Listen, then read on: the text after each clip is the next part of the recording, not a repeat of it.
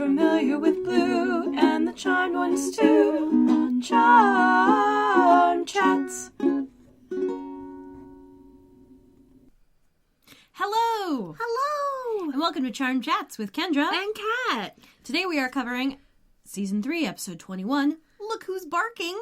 Yeah. Episode 321. What? We are so close to the end. Yes, this is a nice reverse number order. Oh, man. This episode aired on May 10th, 2001. Yep.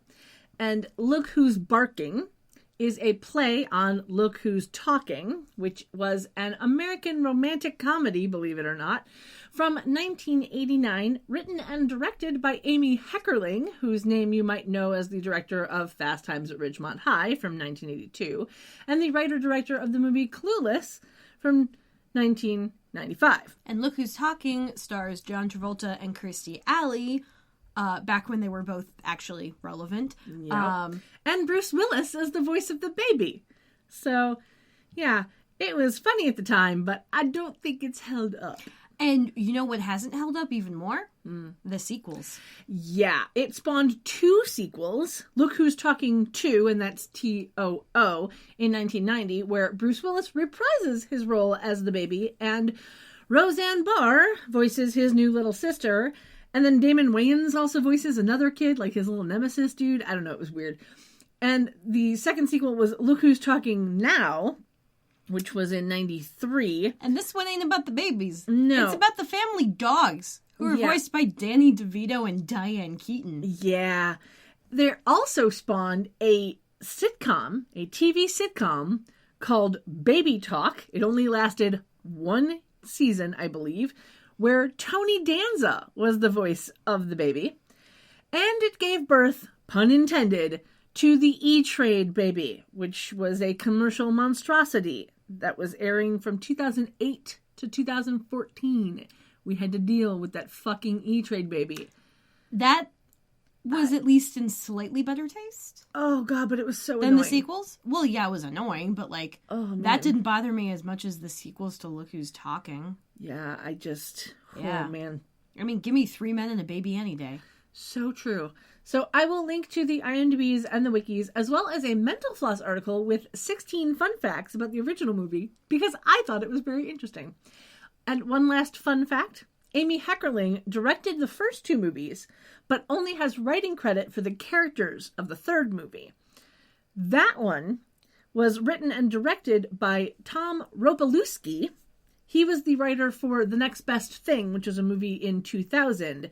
That was a crap movie starring Madonna and Rupert Everett. I don't even recognize that name. That's all right. I'm not going to link to it because it was just, oh, no. But a love story between Madonna and Rupert Everett, let me tell you, no. Anyway, so let us get started onto the actual episode. Yes. We start out in the living room at the manor. Phoebe is sitting on a chair with the Book of Shadows, gluing pictures of Cole into it. Yeah, and the pictures look like the type that you get from, like, those photo booth machines. Yep, it is. I'm not going to tangent on it. I'm pretty sure the main picture of Cole is like a headshot. Yeah, the main picture of Cole is definitely like a camera picture. But she then puts in not just that. I think it's actually one of Julian McMahon's headshots that they made small, or like from some modeling photo shoot or some shit. Like, it's super professionally done. And granted, I think the in-universe explanation would be that Prue took it because she's the photographer. But, like, when would they have had time to do this shit? Well, they could have done it at any point because, you know, Prue's been kind of cool with him was kind of cool with him for a while. I know. So, it's just funny. Yeah. But the picture that we see her gluing in looks like one of those that you get from those photo booth machines where, you know, you put in however much money it is and then you push a button and you have 4 pictures or whatever. I'm not going to tangent on that, but I'll link to the wiki just in case anyone doesn't know what those are. Mm-hmm. But I love doing those at weddings because then you have a bunch of silly photos of the people who were at your wedding. Yeah. I was in a photo booth picture like that for Heather and Eddie's wedding. Oh, yeah. Yeah, it was quite fun. Yeah, I did one for my friend Adam and Aaron's, and there were a bunch of, like, weird hat shit stuff. Like, yeah, that's a lot of the things props. now, like, at weddings and stuff. There's a lot of props that go into it, and so it's a lot of... Yeah, I remember wearing a squid hat. Yeah. It was fun. Yeah. hats and boas and masky things, and yeah. Anyway, Phoebe is wearing a red shirt that has a flower embellishment on one shoulder, with khaki pants that have 2 red stripes up the side. Her hair is straight and mostly down, with a barrette holding her bangs back on either side of her head. And she has an interesting piece of jewelry on her hand that looks like a blue beaded ring that spans 3 fingers. Like, for a moment, I thought she got a tattoo on her fingers. Weird. Because it was just like these like blue dots on the middle 3 fingers of her hand. I did not notice that at all. It's a little hard to describe, but it was one of those where for some reason it stood out to me. Mm-hmm. Because it looked like a tattoo for a moment when I first saw it. I was like, did she get a tattoo on her hand that I don't remember? But no, it's just she's wearing either 1 ring that's connected or 3 rings that are the same. Yeah. On 3 fingers. Anyway, she is writing in the Book of Shadows using a Sharpie. Yeah, black Sharpie. Actually, I think it looked like the cap on it was brown. I'm not going to tangent on Sharpie, but I will link to it. Yeah, but the writing was black. Yeah, the writing was black. I'm assuming it was a black Sharpie. But the pen looked like it was a brown pen. Maybe the lighting was weird. Either way, Sharpie. She's writing in the book with Sharpie. Yeah, which means it's going to bleed through. Either that or the pages are nice and thick enough that it won't bleed through, but either way. Yeah, anyway. Not normal pen. She's writing slightly off-center on the page above where she's gluing all these with photos bad of Cole. Handwriting, too. I mean, it's not horrible, but it ain't good, and it's definitely not book-worthy. Yeah. Cole's human form, which is kind of a redundant statement. Yeah, because, it should have said Balthazar's human form. Or Cole Turner. Yeah. It should have... In parentheses, Balthazar's human form. Yeah, that's what it should have said. Or, reverse the order of what's in parentheses or whatnot. Yeah. Doesn't matter. Like, Cole's human form is just kind of redundant, and it annoyed me a little bit. Yeah. And I remember sometimes I know I do that E that she does. Like, mostly I do the E's as just like a loop. Yeah. But sometimes I do the like, oh yeah, we like concave the bottom of the E thing. Yeah. Okay. I don't know why I sometimes do that. I think when I'm trying to write nicely, I try to do that. Yeah, I don't know. But yeah. I rarely write things down, so... Mm-hmm. Well, that's not completely true. I do write You things. have a ton of Post-its I have all a ton over of your Post-its. computer. But... All over your computer. You have come in sometimes, and you've had like 5 Post-its along your like keyboard. Post-its are my favorite thing. Like, out of all of the inventions that have ever been made, I know. Post-its are I've been my shopping favorite. with you when you've gone to go get Post-its before. Yeah. You're very picky about the Post-its I am very picky about the Post-its because they have to be able to stick to my wall. Mm-hmm. And my wall is textured, so they have to be good Post-its. Mm-hmm. I don't need to buy any more Post-its for quite a while because I have a lot of Post-its. That's good. Anyway, Prue walks into the manor and she puts her fuzzy tan jacket down on the like sideboard thing with the mirror in the hallway. She's wearing a brown top that kind of looks like a tube top, but it's actually a halter with like the smallest strings holding it up. And there's a little bit at the center right at her chest, like the teensiest of boob windows, a boob porthole, if you will. Yeah, it's so small, and that's where the strings... No, a boob peephole. There you go. And that's where the strings are attached to, is this little tiny peephole in the middle of the shirt. I'm going, how is that not just breaking and falling Was off? it like a ring or something? Yeah, it looked like there was like a metal ring. Yeah, like gathered. That's probably. Yeah, but it was... Yeah. It did not look like that shirt was structurally sound. That's all I'm saying. Anyway. When do their shirts ever look structurally sound? True. I mean, other than Piper. Very true. She has paired that with a skirt that has a triangle panel of like light tan at the top, both in front and in back, and a light purple triangle on the bottom, definitely in the front, probably in the back. And then the diamonds on the side that connect those 2 triangles are a darker tan on either side. And her hair is down. Mm-hmm. Phoebe asks why Prue didn't invite her date in, and apparently Prue was out smooching someone on the porch for 10 minutes. Yeah. And Phoebe mentions how she needs to live vicariously through her love life now that she's single again. Yeah. And Prue walks into the living room and says that her love life is rated PG for pretty grim, which I thought was kind of funny. Yeah, and Phoebe says that's because no one makes it through the threshold. And I'm thinking, hey, Phoebe, you're working on the Book of Shadows right now. Do you really want someone walking in and seeing you doing that? Yeah. Like, no. Though, to be fair, since she's, putting pictures into it, she could just be like, oh, it's just a scrapbook, and then close it and hide it. I mean, I'm kind of okay with it. But she's visible to the front door. True. Is the thing. Yeah, this is true. Like, she sees Prue walk in. She knows Prue was on the stoop macking on someone. Yeah. Who we never find out who it is. No, we never do. So. We don't even get a name. We don't really get a description of even what he is like. Nope. Just that they were macking for 10 minutes and she didn't feel the need to bring him inside, which, like, after a minute, I feel like you would know whether or not you wanted to invite them in. That's true. But or heck, 10 seconds. But just because you kiss somebody and you go, no, I don't really want you to come inside, doesn't mean you want to stop kissing them.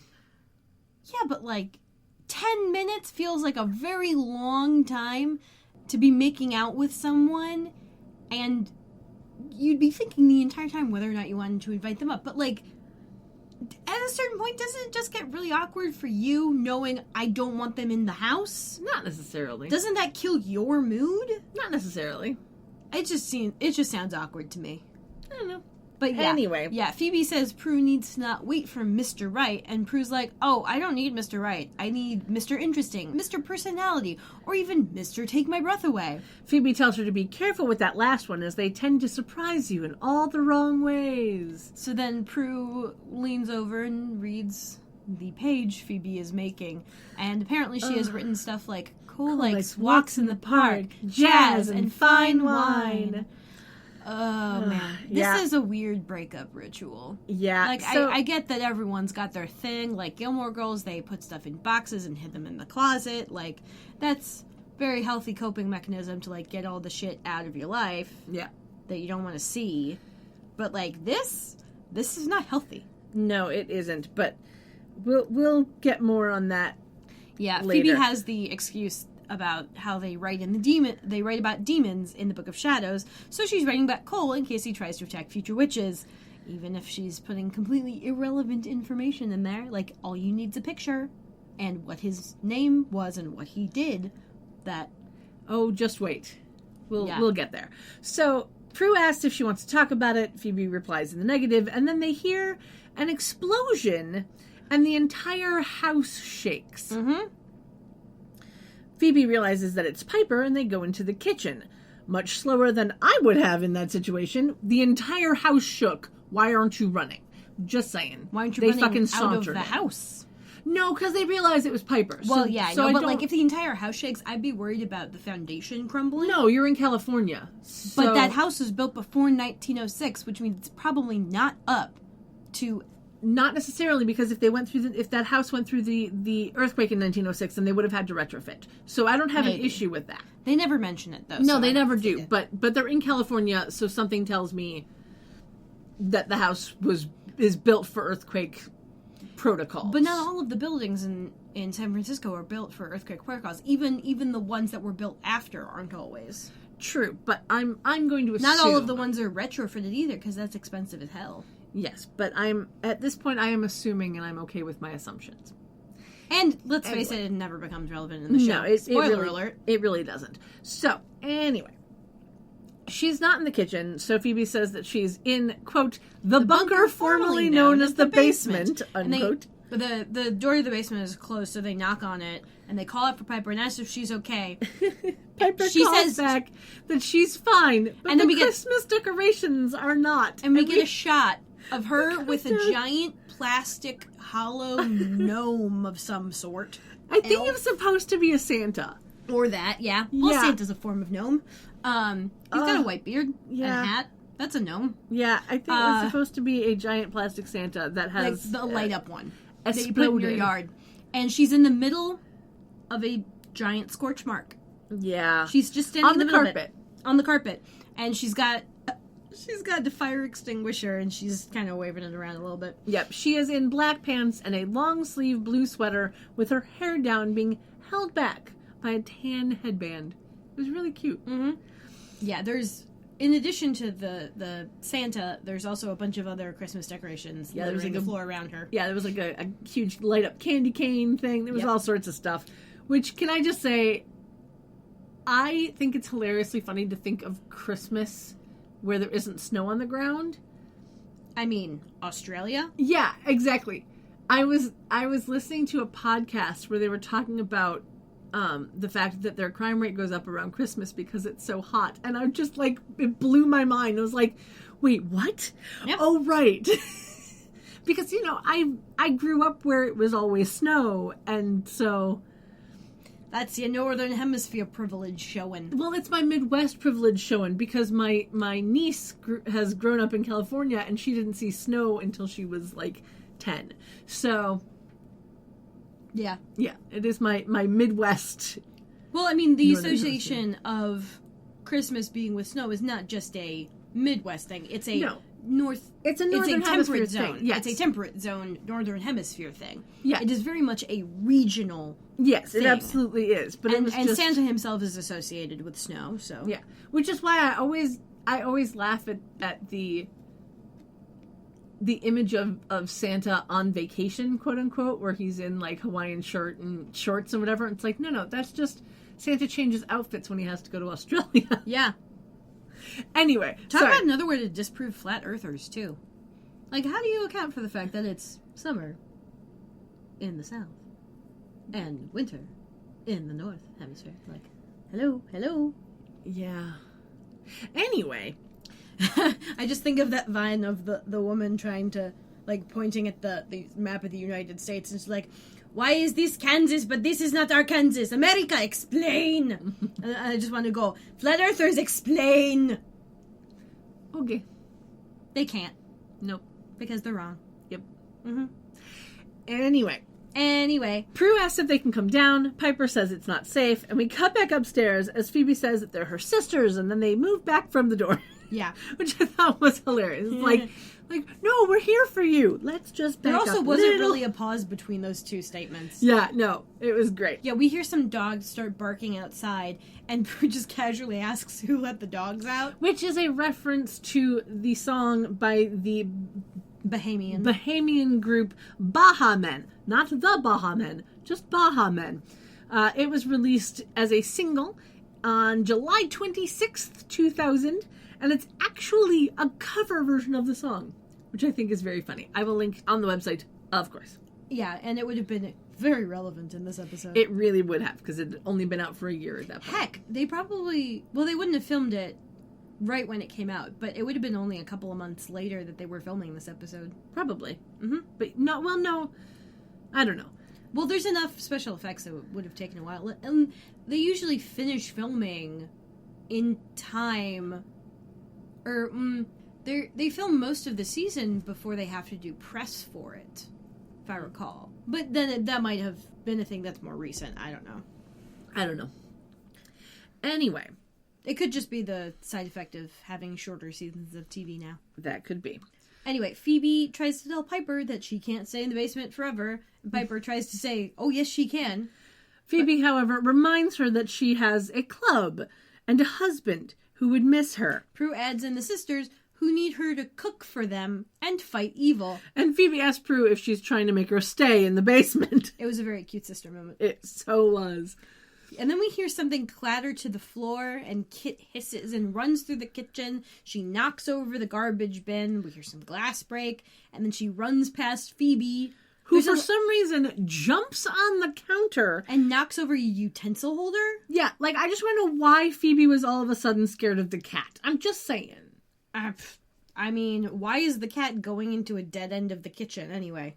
Well, the cat is running away from something. Well, yes, but like, the cat is freaking out. Phoebe's not in the way of the cat getting to the door. No. It was just a weird path, and we see a lot of shots of Kit running in various directions. Yeah. Not all of which coincide with where she should be going. No. Anyway, Piper calls up wanting to know what happened. Phoebe says that it was just Kit. Prue wonders what's going on outside as the dogs barking outside get louder and more intense. We cut to a window of an apartment where there's an adorable little chubby pug in the window. Meow. And an older dude sitting in a chair flipping through a photo album. This actor is Newell Alexander. He was born in 1935, and his first acting credit was way back in 1973. He's still acting, but he's mostly done single episodes of TV shows. Now, he looked vaguely familiar to me, and it's probably because he was in the movie Defending Your Life, which is one of my favorite movies. He played one of Julia's judges. I'm totally going to link to that I vaguely remember that, yeah. More people need to know about that movie. It was great. It's cute. It's such a good movie. It's one of my favorite love stories. Out of like all of the movies. I remember that from when you made me watch it. Yeah. Out of all of the movies that have come out that are love stories, it's one of my favorites still to this day. Yeah, so the dog runs over and sits down adorably by the man's chair and starts barking at him. And he is crying into the said photo book about a woman named Catherine. Spelled with a C, according to the Netflix and a captions. Y. Yep, a C and a Y. So it's spelled like my name, except with a C instead of a K. Yeah. Yep. And the dog continues to bark. And then we see glass objects, not just random objects, but glass objects around the room start shaking violently. And he tells the dog to stop and calls the dog Misty, which I thought was adorable. Yeah, and this guy, Misty. I gotta say, this guy is not good at the fake sobbing. Yeah, no, he's not that great of a fake crier. No. But we forgive. Yeah, it's already awkward to watch someone cry over someone who's clearly dead. Yeah. But he's not making it look any better. No. Anyway, the strange noise gets louder, and everything in the room starts shaking. There's a clock on the mantle that has the wrong 4. It really does. And I saw that, and I immediately was like, I literally backed up. And I was like, was that the wrong 4? Motherfucker, it was. Uh-huh. I have ruined you. You have. I'm so happy. We see light bulbs blow out and all of the glass smashes. And then all of the windows smash in, and in flies a demon woman with long white hair. Yeah, it's like white blonde. It's like past white blonde, though. It's white. Yeah.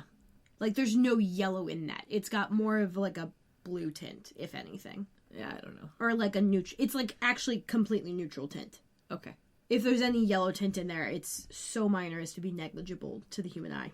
Okay. And she's wearing a long, flowy gray dress thing. It's kind of raggedy, too. Yeah. It's like a bunch of raggedy layers on top of each other. Yeah. Of different colors, too. Yeah, it's different shades of gray. Mm-hmm. Some warmer, some cooler. Yeah. I will tell you more about her when we see her again, because, spoiler, we'll see her again. Yeah.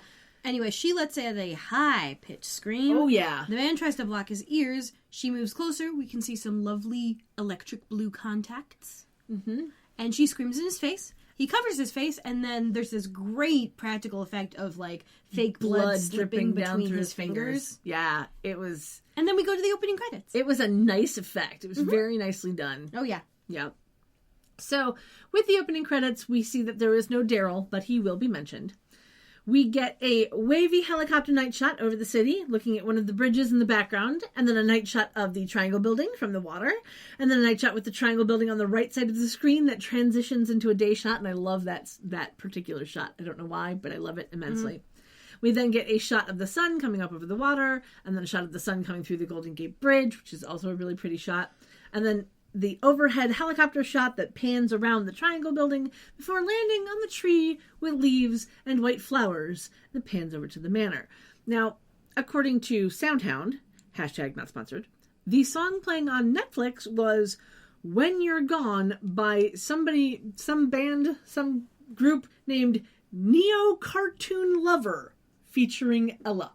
I can't tell you much about them because I literally couldn't find anything about the actual artist, which is kind of sad. But according to IMDb, the original song, so possibly the song on the DVD, definitely the song that showed up when it originally played, was Give Me a Reason by The Corrs, which is an Irish band. I will link to their wiki, but I'm not going to tangent on them because I got distracted by listening to them on Spotify and of course didn't do notes for like 15 minutes while I listened to some music. Anyway, we cut into the kitchen where Phoebe is at the table, quote unquote, writing. Yeah, in the Book of Shadows again. Yeah, and Prue walks in. I say quote unquote writing because the marker isn't actually touching the paper, it's just hovering above it. Yeah. And it's really, really obvious, and it's kind of sad. Like, you know that she's doing it because she can't actually write in it because she has to be able to keep redoing whatever. But, like, legit, at that point, they should have just given her a marker that didn't actually have a tip in it. Yeah. So she could have at least had it touching the paper. Because she's hovering a good, like, half inch above the paper. Yeah. It was, oh, man. Uh-huh. Yeah. Anyway, Prue asks if she's still writing about Cole. Phoebe says no, and then clarifies that she's writing about his demonic half now.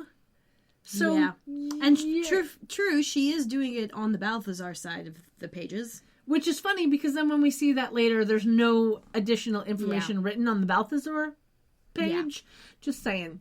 Anyway, Phoebe is in a V-neck shirt that has a vague paisley patterning in shades of blues and yellows, with her hair pulled up into a very high ponytail via a leather wrap, and that blue beaded ring thing again, and these cute dangly earrings. So adorable.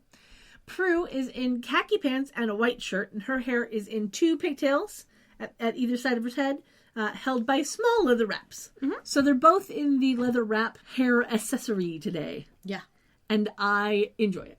Mm-hmm. So Prue sits down at the table with a cup of coffee and the paper.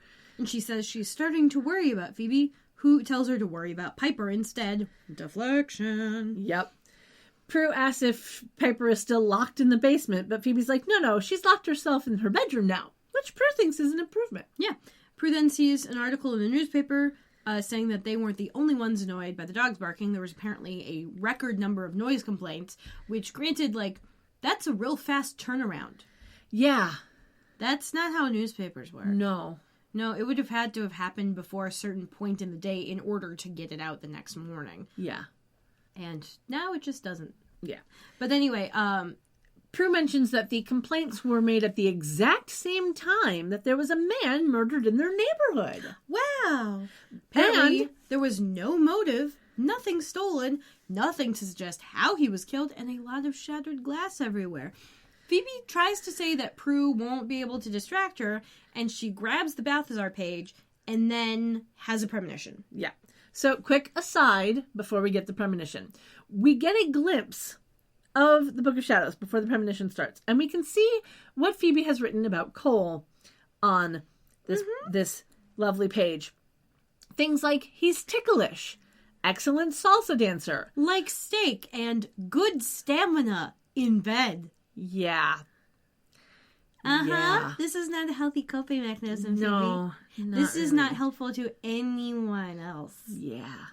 Anyway, in the premonition, there is a brunette girl in a phone booth. Bunch of glass smashes. She covers her face, and blood trickles down her face. Now, granted, the first time when I saw the premonition, I didn't immediately recognize her. But then when she later appears in the episode, I was like, "Oh shit!" Yeah, no, I immediately recognized her just from the premonition, so I'm going to tell you about her. Ladies, even though it's Ashley Tisdale. Yeah, even though we're not going to see her till a little bit later. Baby Ashley Tisdale. Yeah. She was born in 1985 in New Jersey. She has 98 acting credits so far, starting back in 1995. Most people are going to recognize her as one of 2 things, either from Sweet Life of Zack and Cody. Her character name was Maddie Fitzpatrick, which I didn't even know the last name until just now. Or Sharpay Evans from High School Musical. Yes, so I knew her from the High School Musical movies, but apparently I was talking to somebody else and they're like, "Oh, the girl from Sweet Life." And I'm like, "Oh, okay." Yeah. It was not a show I watched because, it was fun. Anyway. No, I really loved Sweet Life. I watched it occasionally because it subverted the dumb blonde smart Asian trope because the girl playing the Asian heiress, hotel heiress, was dumb as rocks. Yeah. I've seen, and I love the episode where she's trying to learn to drive. Yes, I have seen the Prindle meme. Would you like to listen to am or foom? Yes. I've seen some gift sets and stuff from it, so I do know a few things about it. I just haven't actually watched the show. Anyway, Phoebe tells Prue about the premonition, says that a demon is responsible for the man's death, and stands up with the Book of Shadows saying she knows which one and walks into the dining room. Yeah. Because that's a thing. Mm-hmm. We can now see that she has paired her shirt with tasteful black pants. Mm-hmm.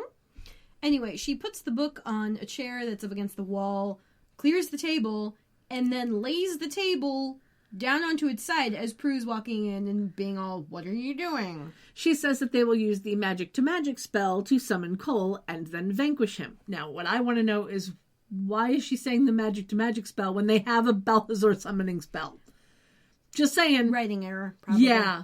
Like, script error. Someone didn't check that. Yeah, somebody was not paying attention. Anyway, Prue wonders why she thinks Cole is responsible, and Phoebe's like, "Well, I was holding the Balthazar page." I'm like, "Hey, Phoebe, is that page double-sided?" Yeah, spoiler it is. Mm-hmm. Yeah. Prue reminds her about the content of the premonition and the content of the murder they'd just seen, and she's like, that's not his MO, which is short for modus operandi, which is, of course, the Latin for mode of operating, which is what they use in, like, crime thingies to determine, you know, the signature of the person who's probably done it. Like, people tend to fall into habits of things. Yeah, the cops usually use it to figure out a criminal's behavior. Yeah. What is the perp's MO, that sort of thing. It's you hear it a lot in crime shows. Yeah. Phoebe asks why else she would have gotten the premonition. And Prue says she's barking up the wrong demon.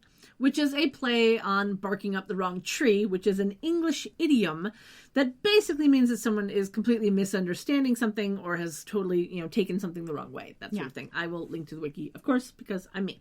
She tries to talk Phoebe down, but Phoebe's all, "I can do this with you or without you," and then asks for the vanquishing potion. Prue asks what happens if it doesn't work, and Phoebe's like, well, it has to. It's the last of it. Yeah.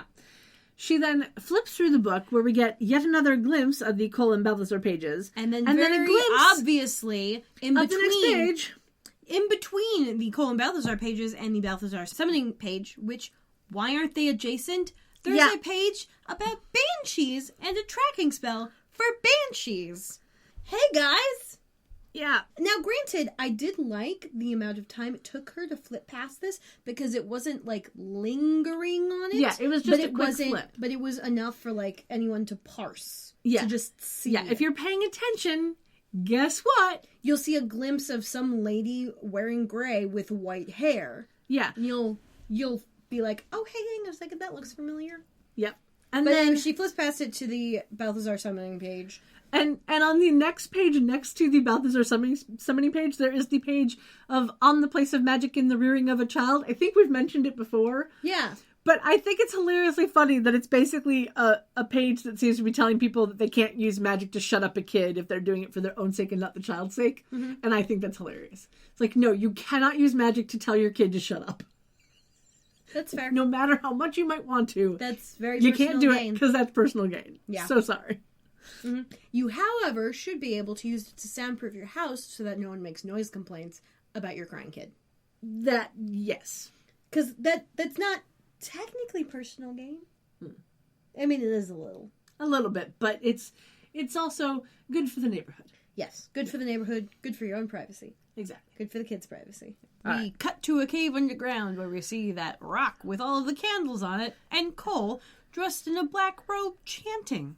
And he's lighting candles on like a flat bit of the rock that seems to be an altar of some kind. Mm-hmm. Yeah, he's saying something in Latin, and I heard the root for bad, and I didn't feel like looking up what the fuck he was saying. Nope, don't care.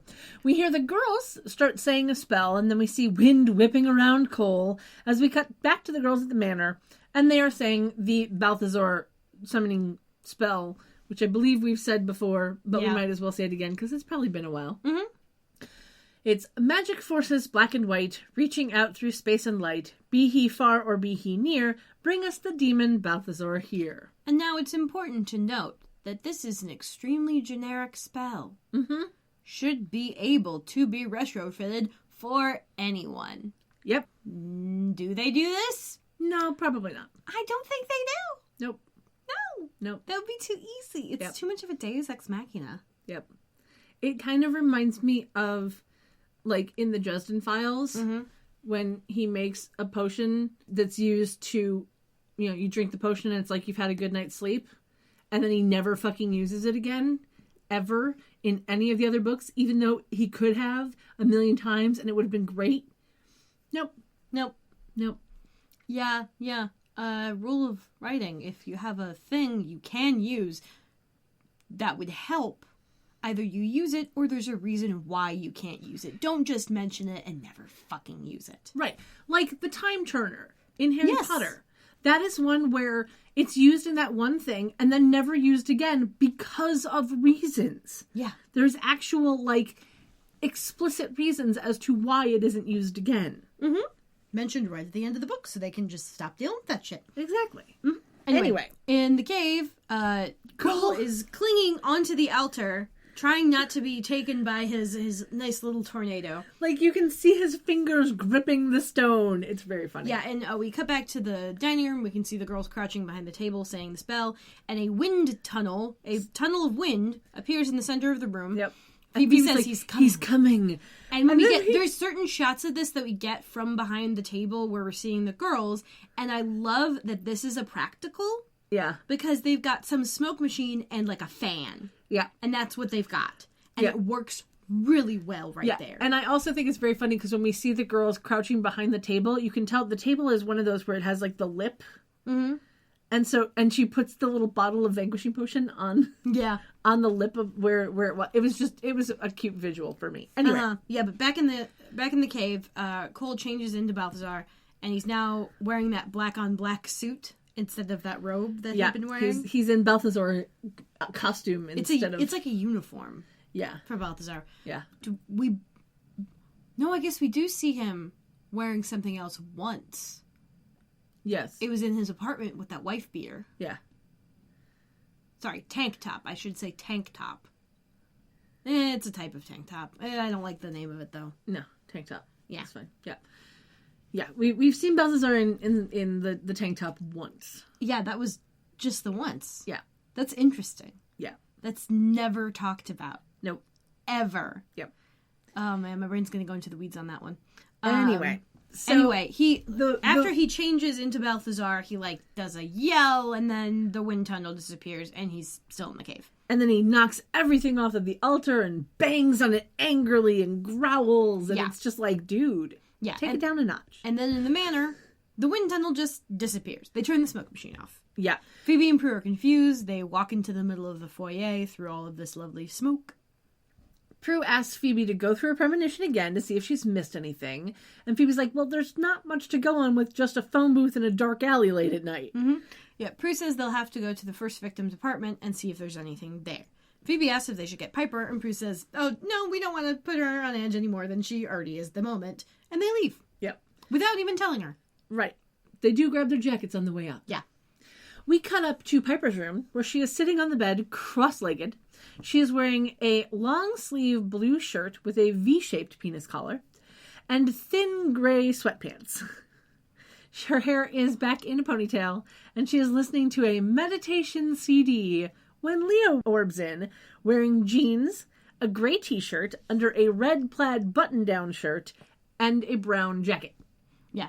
And the second he starts speaking, he scares Piper, and she blows up her CD player, which has a cassette deck in it, too. Yes.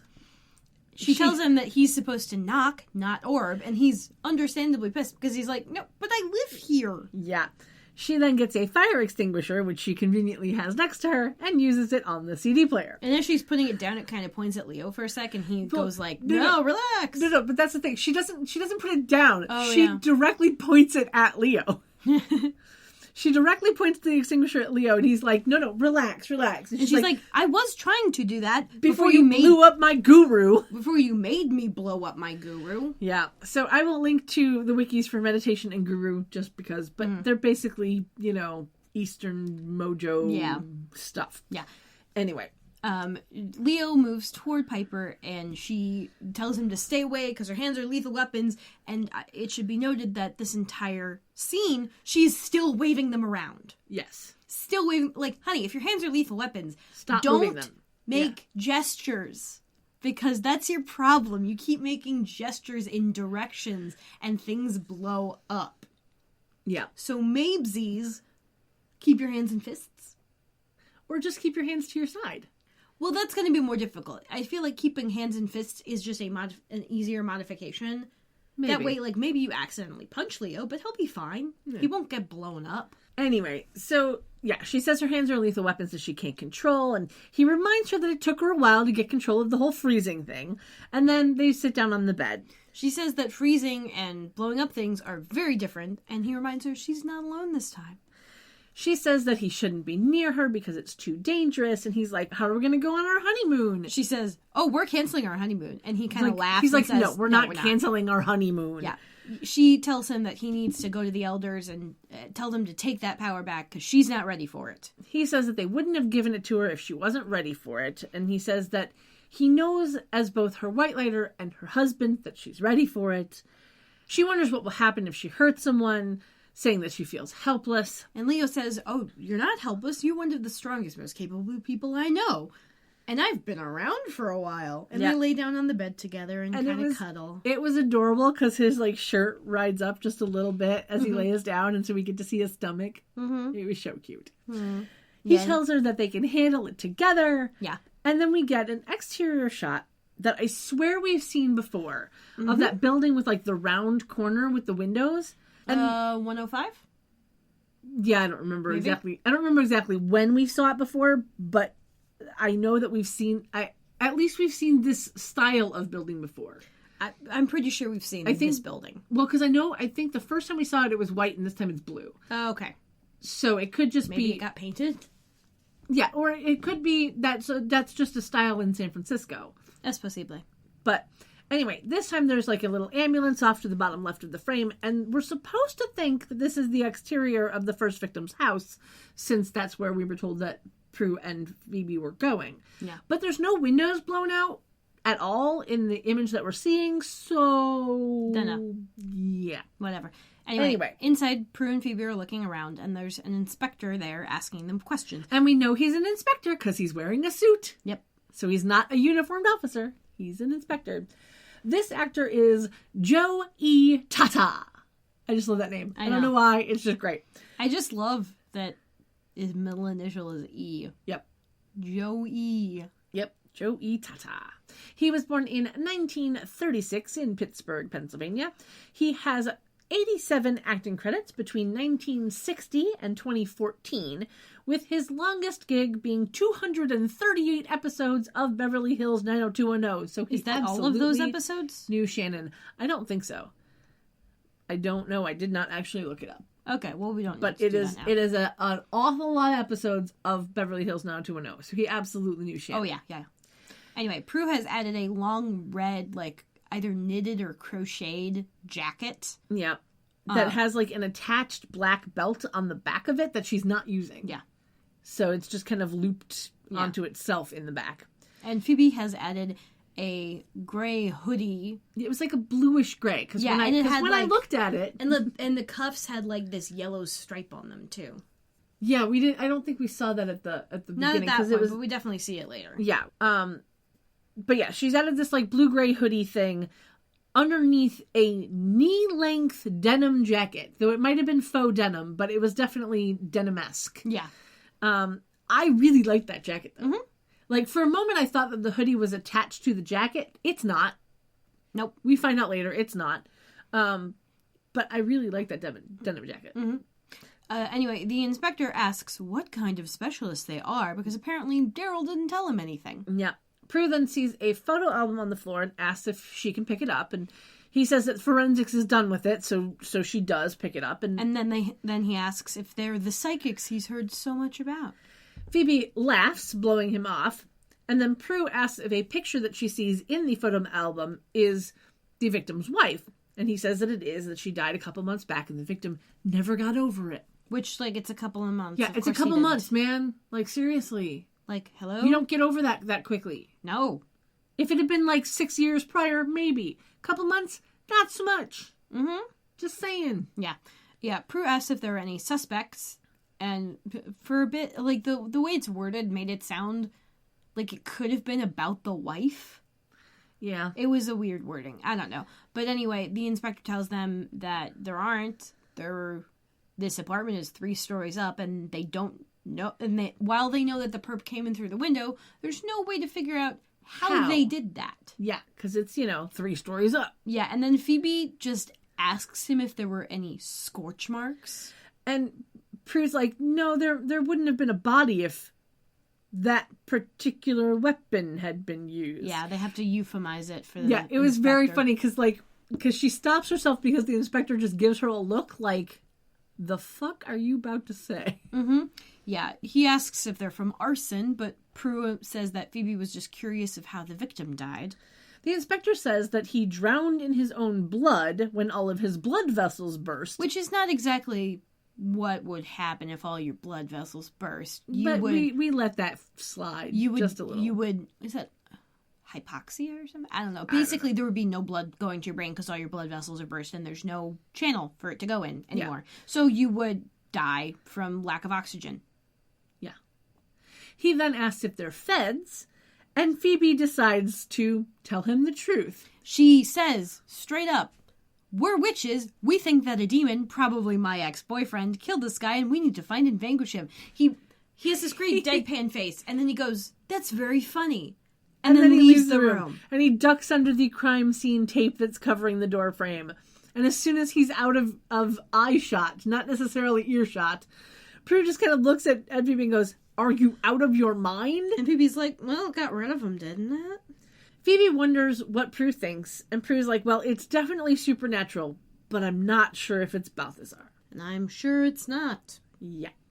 We then cut back to said cave underground, where Cole is there talking to another demon, and they're both wearing those lovely black robes. Mm-hmm. We learn that this demon is the alchemist, or just alchemist. Like, Cole just calls him alchemist. Yeah. So because why give him a name when you can give him a title and not have to pay someone for having made him up?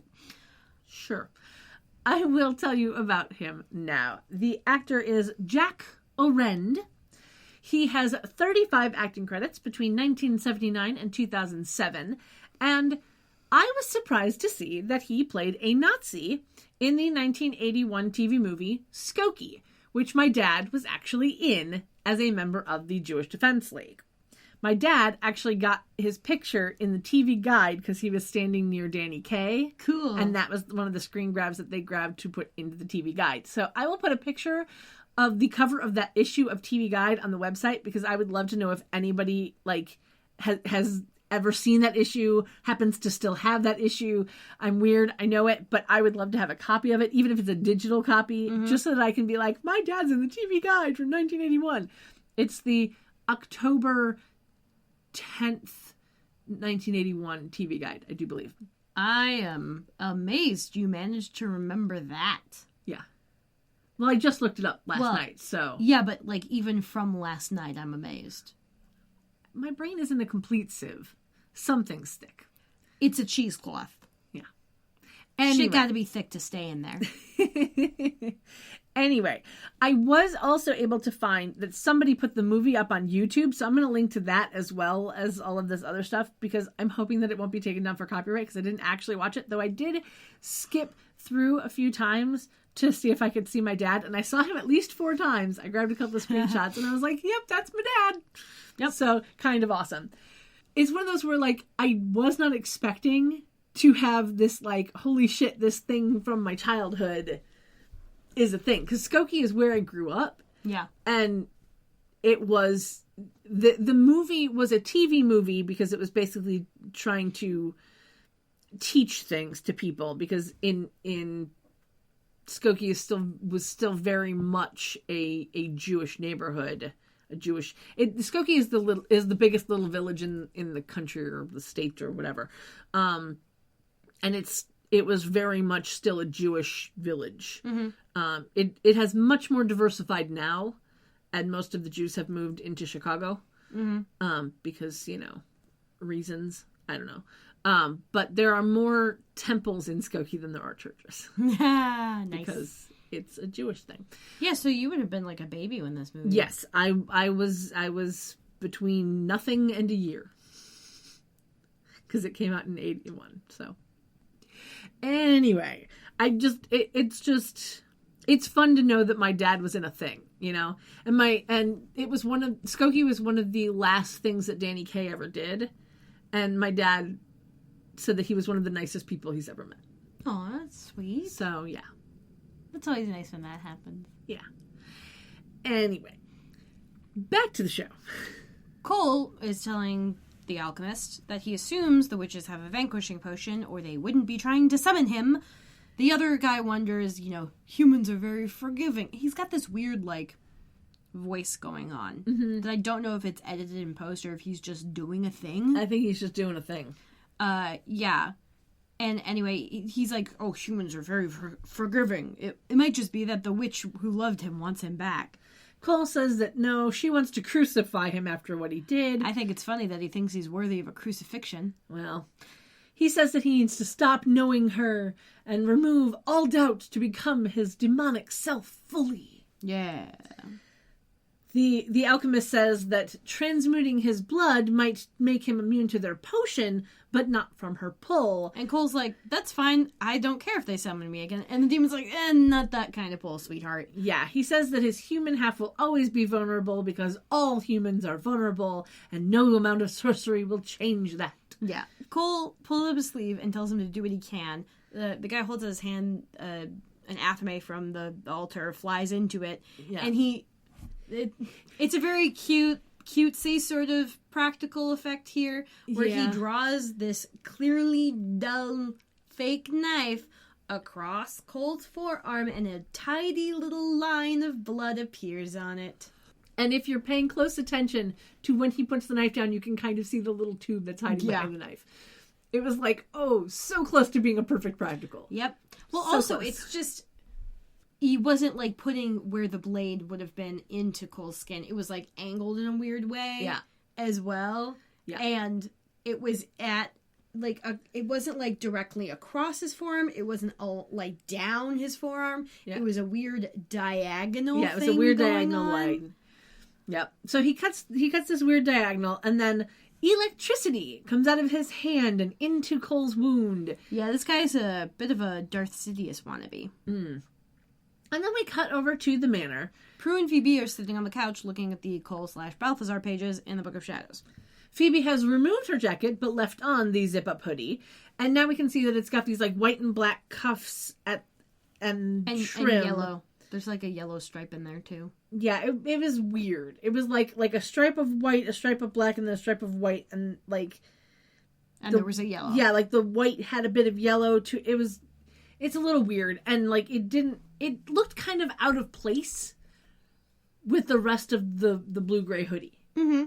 It was like it was tacked on. Okay. In a weird way. I don't know. Anyway, Phoebe is telling Prue that her premonitions are always directly connected with what she's touching at the time. And she picks up the page again and, shakes it a little bit, and then Prue is like, oh, well, you were touching the next page, too. Yeah, maybe the back of your hand was touching the next page. It wouldn't have been the back of her hand. It would have been her fingertips. It would have been her fingertips, but yeah. Whatever. And then she turns the page. Yeah, she goes, which happens to be a banshee, whatever that is. So before we get the show version of the banshee, the wiki tells us that it is a female spirit from Irish mythology who heralds the death of a family member, usually by wailing, shrieking, or keening. I will, of course, link to that. Because, of course. Mm-hmm. Leo and Piper then, at this point, come down the stairs. Leo is in the same outfit as before, sans jacket, but Piper has changed into dark gray pants and a blue shirt with sleeves to the elbow and a lovely scoop neck. Mm-hmm. Yeah, Leo says a banshee is a demon who feeds on souls in great pain. Phoebe says hi to Piper, calling her a stranger, and Piper says that they reminded her that she can't hide forever. Yeah. She does say that they should be wearing asbestos suits, but Prue says that they'll risk it. Yeah, that would only prevent them from catching fire. It wouldn't prevent them from exploding. Yeah, but it's a good thing that she's like, no, we'll risk it, because asbestos is very, very bad. Mm-hmm. Very bad. I will, of course, link to the wiki for anyone who wants to read more about it, but be very careful with asbestos, because it can cause cancer. Mesothelioma. Yep. Anyway, Piper says that she doesn't want anyone to get hurt. Prue reminds her, for the first time in this entire episode, which really should have been mentioned previously, that since she can't freeze them, it's unlikely that she can blow them up either. But as Piper sits down on the couch next to them, Phoebe says, just keep your hands where we can see them. Yeah, which I thought was kind of funny. Yeah. Really, what she should do is keep them where they can't see them, because it means she's putting them in her pockets or, like, under her butt or something. Yeah. So, via exposition time, we learn that the Banshee is rare. They hunt for the victims with a high-pitched call that is out of range of human hearing. They find their victims by hearing their inner cry and waves of pain that come from the stricken, and then their call turns into a scream that kills. Yeah. Prue realizes that the victim having all of his blood vessels broken could be explained by a Banshee scream, so the killer can't be Cole. Yeah, and then Piper very cutely asks if they can wear earplugs. Phoebe mentions that there's no vanquishing spell, just a tracking spell in the Book of Shadows. So they need a designated tracker. Yes. We then time jump to the attic. Prue is standing on a rug in a circle of candles. Piper, Phoebe, and Leo are just outside of the circle. Piper is holding a piece of paper. Phoebe asks if Prue is sure, and she replies that they don't really have much of a choice due to what's happening with the rest of them. And she also says, it's just a tracking spell. What's the worst that could happen? Yeah, it's a phrase you never want to say. And Piper quickly tells her that. Prue reminds them that it's almost nighttime, they'd better hurry, so Piper and Phoebe read from the piece of paper.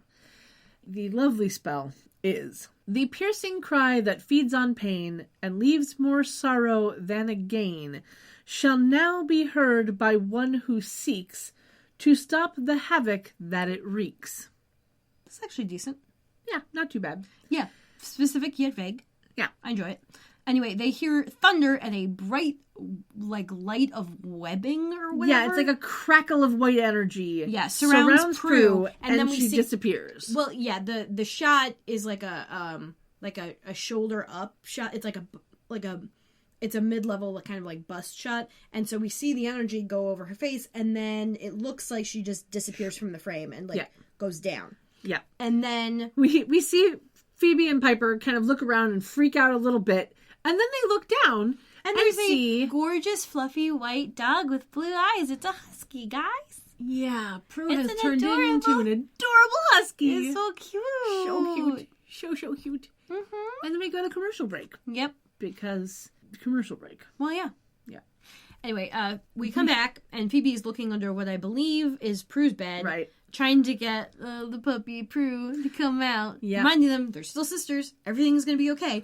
And it's interesting to note because the way Prue's bed is arranged in this room, you can access both sides of it. And when we look under the bed, the dog is all the way at the other side. Yeah. From where Phoebe is looking.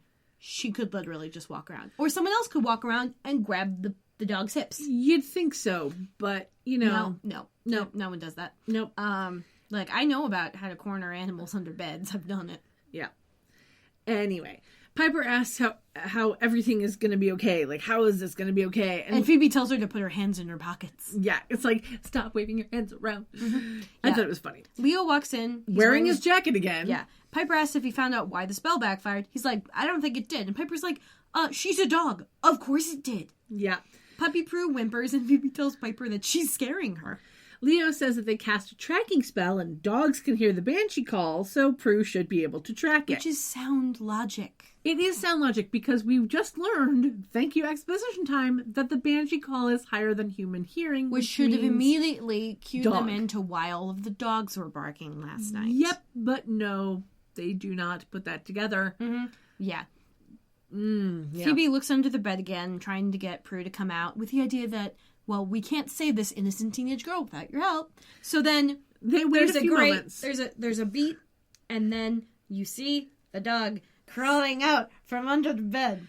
And she comes out, and Phoebe gives her the good girl praise, and it was so adorable. Mm-hmm. Who's a good girl? That's a good girl. And it's obviously you wouldn't do this if it were just a person in dog form, but it's an actual dog on the show, so of course you have to tell her she's a good girl. Yes. Because, yes, and I was so pissed. I couldn't find anything about this dog on any of the trivia that I was looking at, and it made me so sad. Yeah, no. We know nothing about the dogs.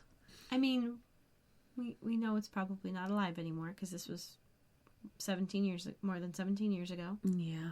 And huskies don't live that long. Yeah. But she was so pretty. Yeah.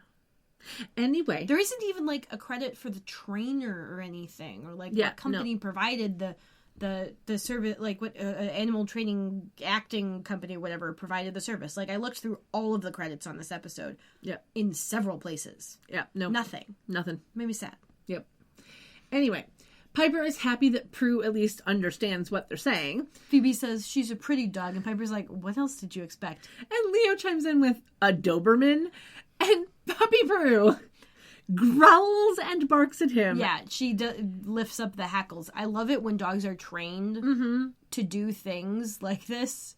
Yeah, it was great. Like the dogs in Legally Blonde.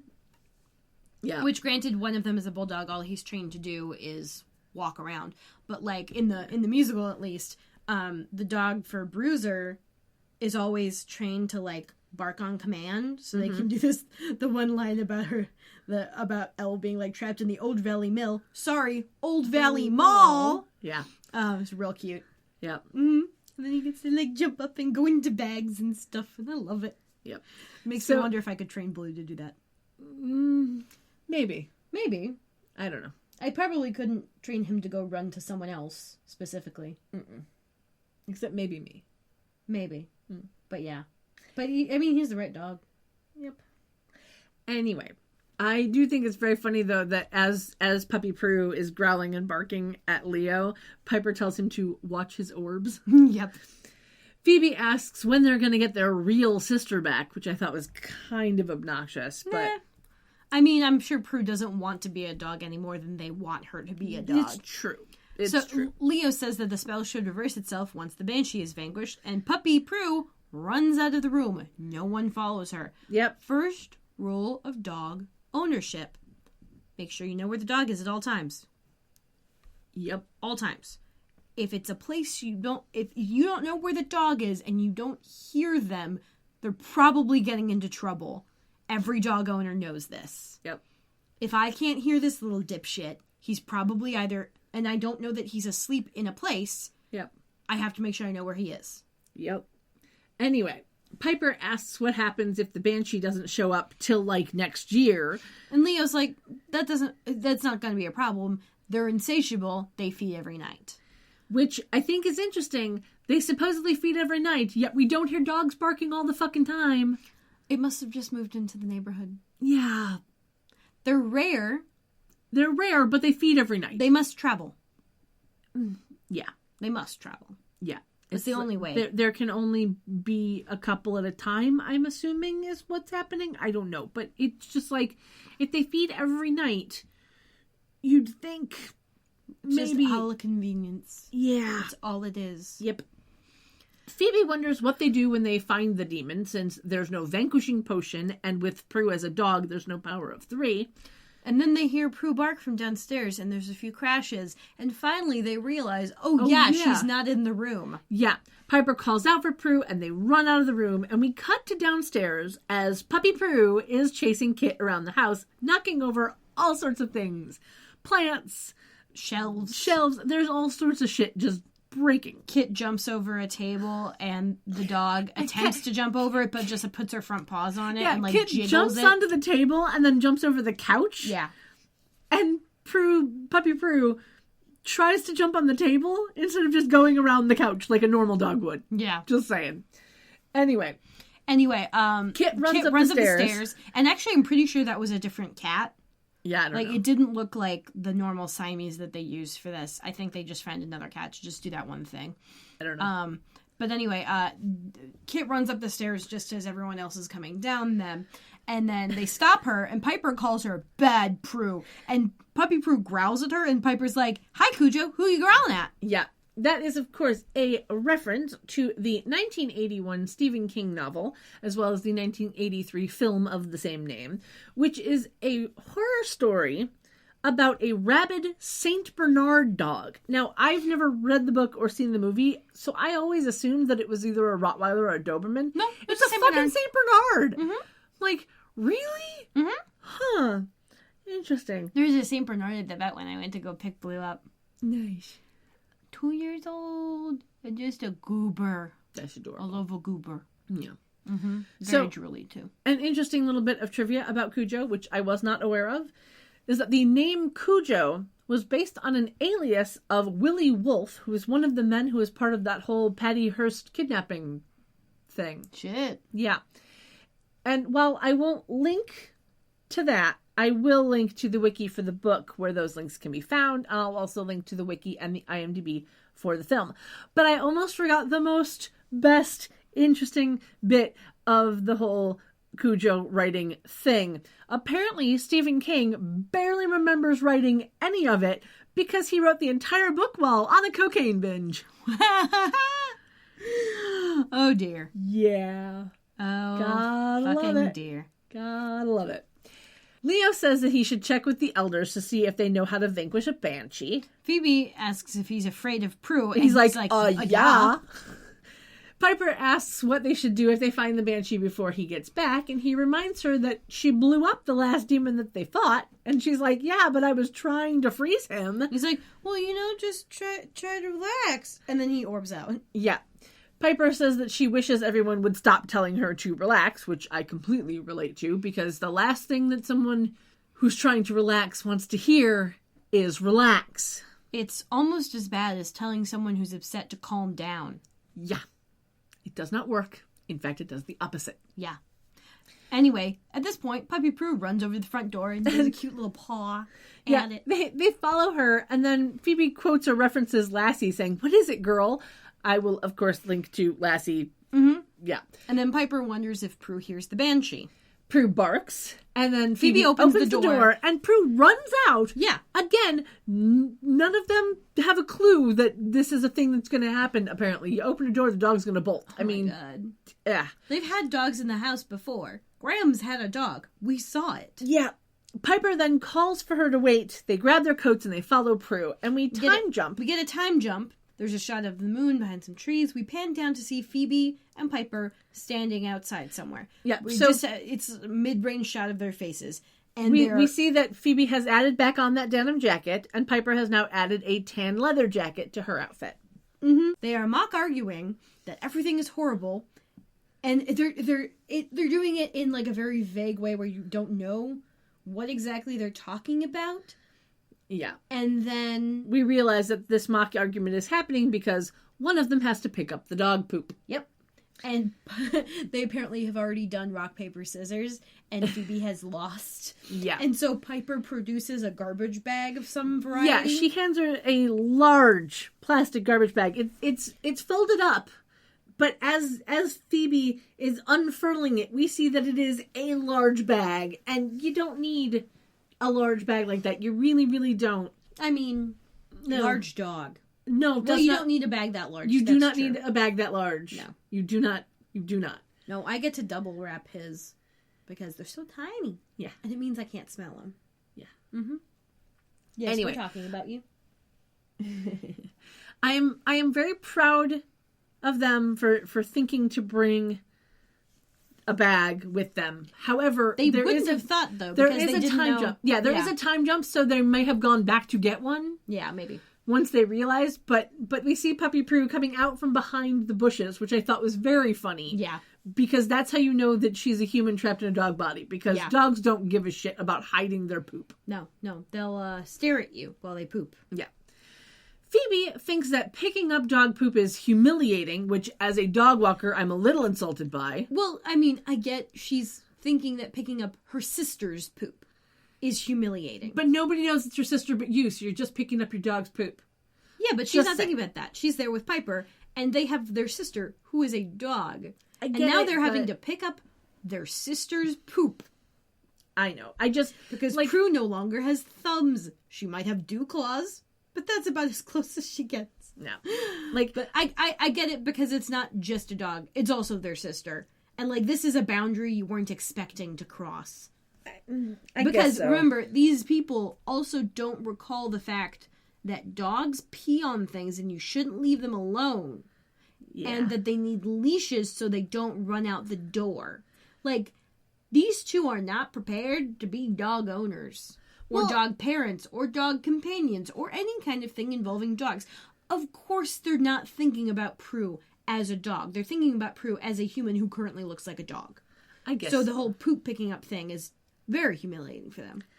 I guess. It just, I don't know. Like, I know that I wasn't a dog walker when the show first aired, but I've never thought it was humiliating to be a responsible pet owner and pick up after your dog. Yeah, but they don't own a pet. They have a sister who's currently a dog. I don't know. And anyway, she can understand them. They know she can understand them. I guess. I don't know. Which actually is kind of funny because it's like, well, Prue could probably figure out how to use the toilet. I've seen dogs do that. Yes. I've seen cats do it too. Yes. But there's a weird mix between, like, oh, Prue understands everything, and also, she's a dog, she's chasing the cat. Like, there's a weird thing. And I kind of like the idea of Prue purposefully going like, oh, yeah, let me out. I'll totally find that banshee. Psych! I guess. Anyway, we hear a dog down the street start barking, and so Puppy Prue barks. And Piper wonders if that means what you think it means. And then Prue runs off, and Phoebe flings the plastic bag behind her, and they run off after Puppy Prue, and Phoebe's like, I'm off the hook, meaning that she doesn't have to pick up the poop. Which means we have now double littered. Yeah, and then Piper runs after Phoebe, and neither of them pick up the poop. PSA, always pick up the poop. Uh-huh. Just saying. Because dogs eat poop. Yes. And you don't want dogs to eat other dogs' poop. Nope. Because you don't know what's in it. Correct. Just always pick up the poop. Mm-hmm. And hey, if your dog is a poop eater, maybe feed them some bananas. Because they're probably low on potassium. Good to know. This is what I have been told many a time. Anyway, we then cut to a shaky cam in a dark alley where our premonition girl is in the phone booth. Hi, Sharpay. Yeah. She's asking one of her parents to pick up the phone. Her mother finally does. She apologizes for running away, asks to come home, and then tells them very helpfully that she is somewhere in San Francisco. She hears the Banshee's call getting closer, and then the Banshee jumps on top of a dumpster and screams, making the glass in the phone booth explode, and we can tell that it's safety glass. I'm not going to tangent on safety glass. I will link to the wiki, but I thought it was very interesting that it was safety glass. Yeah. Anyway, now that we've seen the Banshee again, we will tell you about the lovely lady who plays her. Yes, her name is Dorinda Moore, and to call her an actress would be rude. She's only got about 9 acting credits between 1997 and 2016, because really, she's a stunt woman and a stunt coordinator. Yep. And she has so many fucking credits. Like, look, seriously, go to her IMDb page. There's a lot. Yeah. She's been working consistently. Yeah, since 1996 as a stunt woman and stunt coordinator. She has 60 credits under her belt there.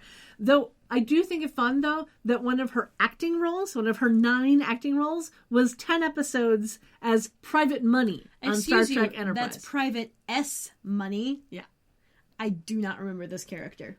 I did not watch Enterprise. I did not watch Enterprise either. I've seen some of Enterprise, but I did not, watch it, so I have no idea who this is. Yeah, but Private Money. Private Money. Private S Money. What the fuck? I'm pretty sure the S is for $. Possibly. Mm-hmm. Yeah. Anyway, the Banshee then jumps onto the ground, lets out a high-pitched scream. The girl covers her face as she walks out of the phone booth. For some reason. Whatever reason. Probably to get away from all the glass, actually. Probably. And then Puppy Prue runs around the corner and attacks the Banshee. Piper and Phoebe come running around the corner, Piper calling out for Prue, and then she goes over to the girl, telling her to run. The girl runs away, and Puppy Prue barks, and the Banshee jumps up, and Phoebe, jumps and reaches to pull her down. Yeah, she's still got her levitation shit. Yeah. Then Piper goes over to the Banshee, and the Banshee hits her. She lands on some wooden pallets, and the Banshee screams and faces Phoebe, who calls out to Piper. Piper then lifts her hands toward the Banshee and blows up the dumpster. The Banshee falls back, Puppy Prue barks. And it was like this weird bark that sounded a bit like a bark overlaid with a man's voice saying hope. It did not sound like a normal dog bark. I think they might have ADR'd these dog barks. Oh, they absolutely did, but it didn't sound like just a normal dog bark. It sounded like they added some shit in there. They might have overlaid several different kinds of dog barks. Yeah. The dog bark didn't sound the way they wanted it to, which is why they ADR'd it. It probably sounded too high-pitched for their liking because, weirdly enough, some big dogs sound small. My small dog sounds big. It's weird. I've known dogs that are literally 10 times his size who sound smaller than him. Yeah. Which is hilarious. Yep. It's so fucking funny. Yep. Anyway, Piper goes over to Phoebe, asks if she's okay. Phoebe's like, well, I think I am. And then the Banshee runs off and Puppy Prue follows, and Piper calls out for her to wait. The Banshee jumps onto a car and then does a longer jump onto another car. Via some lovely green screen action. Uh-huh. Yeah, it was good. And we're to infer that she has now jumped across the street. Naturally, Doggy Prue follows her into the road. and we get a shot of a Jeep of some sort. Or a car of some sort. It's a car of some sort. Headlights. We hear a horn beep. We see some headlights, and then we hear the screeching of tires. And we see like lit up Doggy Prue for a second. Yeah. But not like in the street, just a shot of lit up Doggy Prue. Yeah. And then we see the car stop and we hear a dog cry. Yeah. And so we are to infer that she has been hit, but not run over, just slightly tapped. Yeah.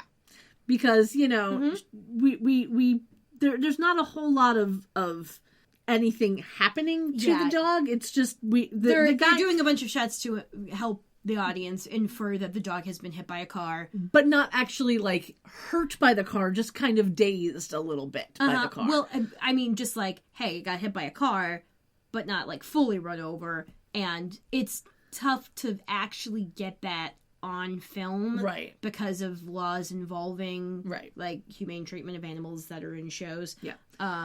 So the dude in the car, who was apparently on a cell phone, he stops and he gets out of the car and he runs around the side, and we see Puppy Prue lying on the ground, and he immediately starts calling a good girl and like cries out for help, and but nobody seems to be paying attention. Yeah, which I and think is very funny. Like the dog looks completely fine.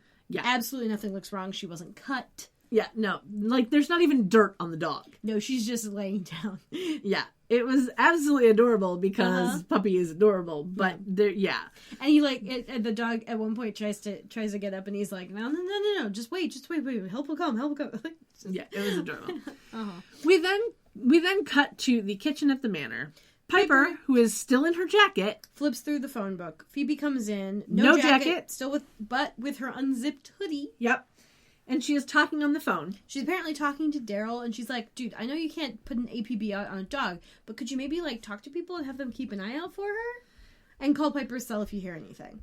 She hangs up and asks if Piper thinks that animal shelters are open this late. And Piper's like, oh, they better be. Yeah, because she's worried.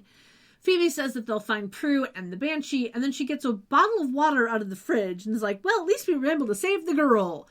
We never see the girl again. Nope. We don't hear anything about the girl ever again. Nope. Yeah. Piper wonders how they're going to save Phoebe, which of course confuses the subject of said sentence. And Piper's like, yeah, the Banshee totally zeroed in on you, even though I was the one trying to blow her up. So the Banshee must think that Phoebe is in some pretty great pain. Phoebe says that Piper is being ridiculous, and Piper reminds her that she's not the first Halliwell to fall in love with a demon and get burned. Even though she fell in love with a warlock, not a demon, but, you know, semantics. Yeah, and says that Phoebe is in denial. Phoebe calls her Dr. Laura and asks her to forgive her because she has a different demon to worry about at the moment. Now, Dr. Laura is a reference to Laura Schlesinger. She is an American author and talk radio show host that, according to her website, the show, quote, preaches, teaches, and nags about morals, values, and ethics, unquote. She's the type of person who has said that homosexuality is a biological error, that homosexuality is acceptable as long as it's not public. You're acceptable as long as it's not public. And that a huge portion of the male homosexual populace is predatory on young boys. I'm going to stop talking about her now, lest I get angry. I wish she would have stopped 3 sentences ago. Phoebe starts to leave. Piper questions where she's going, and Phoebe says she's going to go get the Book of Shadows so they can cast the tracking spell on her. Piper wonders why she also wants to be turned into a dog, and Phoebe's like, you know a better way to find Prue and the Banshee? Piper doesn't, so Phoebe tells her to mind your business, and she leaves to go get the book. We cut to the attic. Phoebe walks in, having zipped her hoodie all the way up on the way. Yeah, and walks over to the Book of Shadows. She flips through the book and stops just before the Banshee page at the Cole Balthazar page, stares at it for a moment, and then picks it up and takes it over to sit down on a chair. And we hear the wind picking up in the background just a little bit. And then Phoebe starts crying. We see very large, obviously fake drops of water, quote unquote, tears hit the page. Yeah. We cut downstairs as Piper is on the phone. She hangs up when Leo orbs in. She was apparently looking for shelters or something. She tells him that they lost Prue since she ran off when the Banshee attacked, and he's confused as to how they fought the Banshee and are okay. Piper asks why he's confused, and he's like, well, the elders just told me that banshees are former witches, and the banshee scream doesn't kill witches, it just turns them into banshees. So that's how they propagate. We then do a quick cut back up to Phoebe, who has stopped crying and asking, why, Cole? And then the vases and bottles in the room all start to shake, and she calls out for Piper, and we hear the banshee's call getting closer. We cut downstairs as Piper calls back, and then she and Leo start running upstairs. We cut back up to the attic as bottles smash, and then all of the windows in the attic smash, and the frames fall out, except for one that stays intact in its frame. Weird. Phoebe falls to the floor, and then the Banshee flies in through the window, which is now completely open and devoid of frames. And lets out a high-pitched scream. After a few seconds of this, staring down at Phoebe, she stops screaming. Piper and Leo run in, and the Banshee goes for Piper, but Piper blows her up. Like a balloon filled with lit fireflies. It was great. It was lovely, lovely. Like a Mylar balloon filled with lit fireflies, frankly. Yeah. Piper quips about that's shutting her up. Yep. Leo asks if Phoebe is okay, and then Phoebe turns into a banshee. Because of course she does. Uh-huh. She now has the long white hair, bright blue eyes, pale skin, pointy teeth, claw nails, and that gray dress. Yep. Yeah. Uh-huh. And it's real fun. Was that one photo on IMDb that you saw of her with the mold in her mouth? Yeah. Yeah. Okay. So they had to fit her for the extra pointy teeth. I think it was on the Wikia, but yeah. And you can see the bulge of those extra teeth in her mouth, which looks really funny on film. And we saw on the Wikia for this episode a shot of Alyssa Milano in the chair with the mold in her mouth with the little the rubber mold stick, and they're just going hey, hi guys. Yep. And there's also a picture of her with her hand in a bucket of or in a box of stuff where they were making the prosthetic of her hands so they could do the claws on her hands. Yeah, okay, so those molds, I have a really extensive gag reflex, and anytime I have to do the fluoride at the dentist or whatever, I start gagging almost immediately. Most people do. Well, I mean, it's just I can never have anything between my molars, or it's not even just in my mouth, it's just between both molars at the same time. Sure, between one side or between the other, that's fine, but this would have made me gag so bad. This mold fitting thing, meh. Yeah. Do not like. Same. Anyway, we get an uh-oh from Piper. And then Banshee Phoebe pushes Piper and Leo. They go flying back through the air, and Leo breaks a table as he lands. Bringing our FAQ to 22 for the season and 48 for the series. And then she runs over to the window, screams, jumps onto the sill, and then out the window. And the scream repeats. Identical scream. And we go to commercial break. Yes. We come back to the attic where Piper and Leo are back on their feet. Leo asks if Piper is okay. Piper's like, I'm not even in the vicinity of okay. And she starts freaking out, and she's like, why couldn't you tell me this information earlier? He tells her to relax, and she tells him to shut up and stop telling her that. And then she blows up Graham's sewing machine. He says they don't have time for her to lose it, and she's like, well, that's too bad, because I'm losing it. Yep.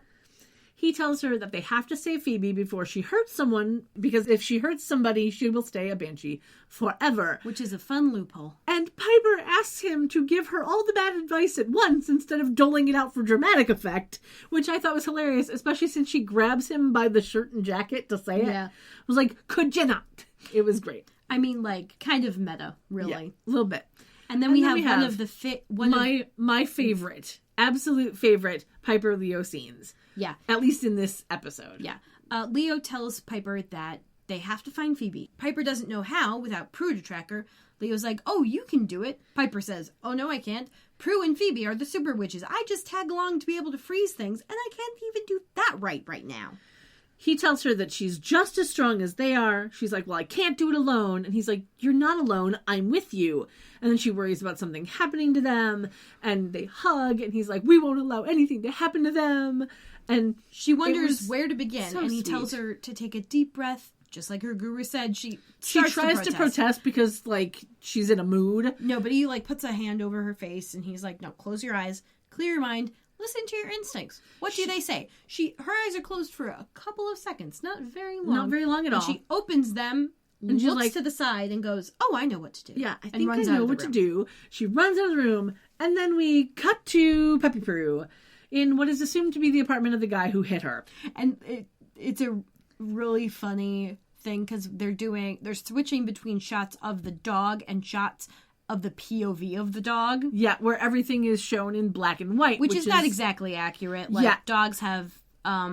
Studies have shown that most dogs, not all dogs, but most dogs have a version of red-green color blindness. Yeah. They can see yellows and blues and grays. Mm-hmm. Because their eyesight is designed to work best at, like, dusk. Yeah. Like, dusk and dawn. I believe... They're diurnal, essentially. Or crepuscular. I believe one of the things that I read was that dogs have like 20% less of the eye cones that humans have. Yeah. Because they don't need all of the colors. And 10% of the taste buds. Yeah. Which is why they will eat shit. Cats have even fewer. Yeah. And it's also why dog food smells really good, but doesn't taste like much. Trust me on this, I know. I've also had cat food. I get curious. Hey, it's already in a can. It's safe-ish. I was also 6. Mm-hmm. And at a friend's house who had cats. And hey, if it's fresh out of the can, you know there's, like, nothing dangerous about it. Anyway. Well, come on. Like, you wouldn't ever try dog food. I have never tried I have tried dog treats, for sure. Those, the nudges. Yeah. The jerky strips. Those are really good. Yeah. Like, they're bland, but they're good. They're obviously just meat. Yeah. Not bad. I have never tried dog food. I mean, you're kind of missing out. Yeah, no, I'm good. Thanks. It's an experience. I'm sure it is. You don't have to, like, eat it every day. It's just, like, weirdly savory cereal. I'm good. Anyway, so the guy is on the phone drinking a beer. He's saying that he can't go out because the vet said that someone needs to watch the dog, and he has a soft spot for animals. Mm. This actor is Matt Battaglia. He was born in Florida in 1965, and so far he has 84 acting credits starting way back in 1986. He's mostly done single episodes of TV shows. Mm-hmm. He's still going, though. Yeah, he mentions that the dog has no tags, and then he says something about writing an article about irresponsible pet owners, and Puppy Prue, like, groans and moves around on the couch. She's, like, kind of, like, pushing her head back and, like, digging or whatever. Yeah. It was very cute. I want to know what command they used for the dog to do that. Because it was adorable. He tells whoever he's on the phone with that he has to go, and he hangs up, and he goes over to Puppy Prue and tells her that she's supposed to be resting. And she tries to get up, but he won't let her. Like, he grabs her and pulls her down and is like, you're not going anywhere until you get better. And then he just rubs her head like crazy. Yeah, her head is in his lap. And we hear a nice little happy dog groan. Yeah, and it was one of those where, like, when I say it, it sounds mean. Like, you're not going anywhere. But it really wasn't. No, it was just like, no, you're not feeling good. You got hit by a fucking car. Yeah. You're going to stay here and get better. You gotta rest. Like, yeah. This is very much an instance of something you can say to your dog that you can't say to your girlfriend. Yes. Absolutely. Because if this were a person, like, if you just in your mind's eye juxtapose Shannon onto where the dog is, you're like, okay, that's fucking creepy. But, like, of course, it's a dog. Yeah. So him holding her head in his lap is not creepy. It's just like, hey, no. Hey, no. Lay down. You're fine. Yeah. You're fine. Just chill. And he's just, like, rubbing her head. Yeah. I'm like, that feels nice. Yes. Then we cut to Banshee Phoebe in the car park. Banshee. She's lurking behind some cars. And there's a woman walking through the car park, a little brown bob. Yeah. She stops and looks around, and then she gets out her keys and continues walking, and then she comes around, looking around. And then she comes around the side of a car and sees a guy leaning against a car who's apparently named Ramon, who says he thought he was being stood up. They hug. And then Phoebe runs behind a wall and screams. It's not really even a wall. It's like one of those, like... Yeah, it's like a gate kind of thing. It's like thing. one of those accordion gates that you pull across a parking lot or something to shut it off for the night. So, according to IMDb, the woman is played by Diana Miranda, with 2 N's in Diana. She was born in 1967 in Los Angeles, California. She has 39 acting credits so far, starting back in 1992, and she seems to still be acting. The man is played by Eric S. Castro. This is his only acting credit, and I'm not even going to bother linking to his IMDb because this is literally all that's on it. Yeah, that sounds like a guy they just picked off the street. It sounds like a guy who, like, is Maybe married it was to her somebody. boyfriend. Yeah, it sounds like somebody who was married to somebody else. And was we need a dude. Yeah. Yeah. Anyway, cut back to the guy's apartment where he is letting Puppy Prue drink beer from a bottle. He seems to be proud of her because she, quote-unquote, likes the imported stuff. PSA, don't let your dogs drink beer. Hops is toxic to dogs. Hops are. Whatever.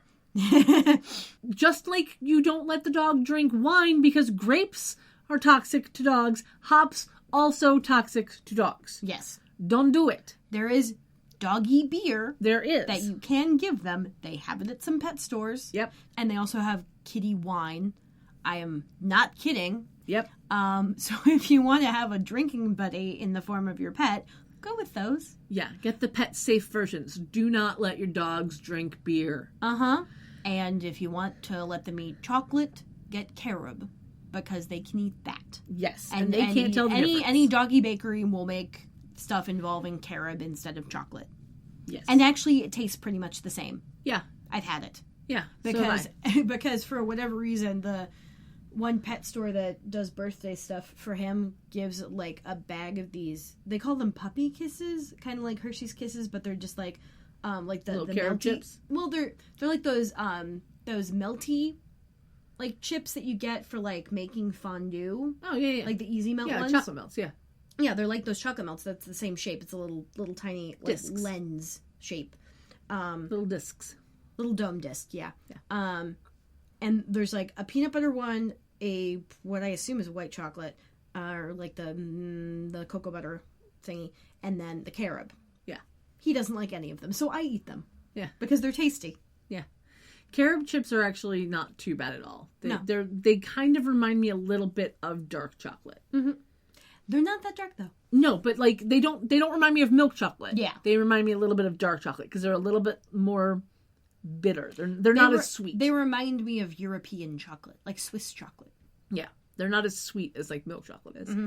But I have actually made dog treats that everything I put into it was human grade. And it was hilariously funny because I made them as a Christmas gift thing for the people that I was walking their dogs. And so I made these homemade dog treats. And I made a bunch of them in just cookie shapes, so they were just circles. And then a couple of them in bone shapes. The bone shapes cooked a little longer, so they were a little crunchier, which is fine. Dog doesn't care. Yeah. But I was like, I made these cookies. They're technically dog treats, but it's made with human ingredients, and they don't taste bad. Yeah. Like, it is perfectly fine for human consumption if you want to eat them as well. Yeah, you could probably... It would probably work out real well if you made like the Toll House recipe and just switched out chocolate chips for carob chips. Though you want to use, instead of normal flour, you want to use oat flour because normal flour is not very good for dogs. Well, I mean, it's not toxic, but it's no, it isn't. Good. But it's not very good for them. But like, you could literally 2 substitutions and you have a human grade, dog grade chocolate chip recipe. Yep. Woo. There are many because we were recipes talking about Toll House last episode, weren't we? Yes, we were. Huh. There are many recipes that if you switch out 1 or 2 things, they can be perfectly fine for dogs. Mm-hmm. So, anyway, Puppy Prue gets up and runs over to the door and again does the little pawing motion. And he's like, "Oh, what's wrong?" She barks. He's like, don't, you'll wake the neighbors. She barks again. He's like, "Oh, she wants out." And like a goddamn idiot, he opens the door without putting a leash on the dog. Yeah. Or without even, like, or a thinking belt. about it. Yeah, like, nothing. He opens the door, she runs out, he yells after her, and then is like, fuck, goes back, grabs his keys, at least he does that, yeah, and then goes out to follow her. And now, see, I have encountered dogs that were just loose and needed to be corralled and taken somewhere, but I didn't have a leash. Fortunately, lots of people tend to wear belts when they're walking around. Literally, freshman year of college, we found a yellow lab in one of the fountains outside the music building. We're like, where the fuck this dog came from? She had her collar on. Mm-hmm. So we were able to return her home. Apparently she dug under the fence. The mom had like a couple of bags of gravel that she was going to use to like line around the fence so the dog would stop doing that. Because, fun fact, dogs don't like digging on rocks. So if you like put like a couple inches of gravel at the edge of your fence, they don't like doing that, and they probably won't. Yeah. There's always exceptions, and make sure that your fence is high enough that the dog won't jump over it. Yeah. But, they're generally pretty good. And also, just a tip, because this happened to one of my friends, make sure that there isn't like a bush or a tree nearby said fence that the dog can then climb up to get over the fence. Or a retaining wall that goes up against your neighbor's property that the dog can jump onto and then go over the gate by your driveway, which happened to my neighbor, which is why their dog kept ending up around the block over at my house. Yeah. That was an example of a dog who's very territorial in the yard and very not territorial outside of the yard, which is how I learned about that when I was like 4. Yep. Very good dog, though. Yeah. Love that dog. Yeah, there are many things where if you have a dog, you have to make sure that the dog can't get over the fence, if you have a fence. Anyway, we cut over to the manor, where Leo and Piper are walking down the stairs. Leo is sans jacket once again. Piper is carrying the Book of Shadows. And we're going to fast track this one. Piper has decided that trying to summon Cole is the best way to go about this, since her first idea wouldn't work. She never mentions what it is. Right. Leo worries because the last time Cole was there, he had killed a witch. And Piper's like, yeah, I got the potion here. That's what this is for.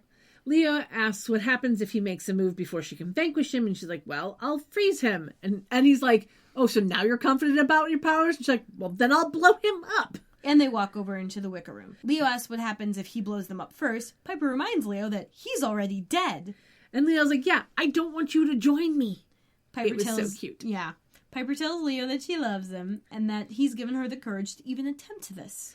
She says that the Banshees target people in pain, which is why it went after Phoebe. Cole is the source of Phoebe's pain, so they need to get to him to find her and eliminate that pain. Leo wonders if Cole will actually help them. Piper says that they should know that feelings like theirs don't go away because they're the experts in this particular field. Yeah, she kind of pokes Leo in the chest. It was adorable. Mm-hmm. Yeah, they both smile, and she flips past the page about the magical amulets we saw last episode to the spell in the Book of Shadows for summoning Balthazar, and then she says the spell.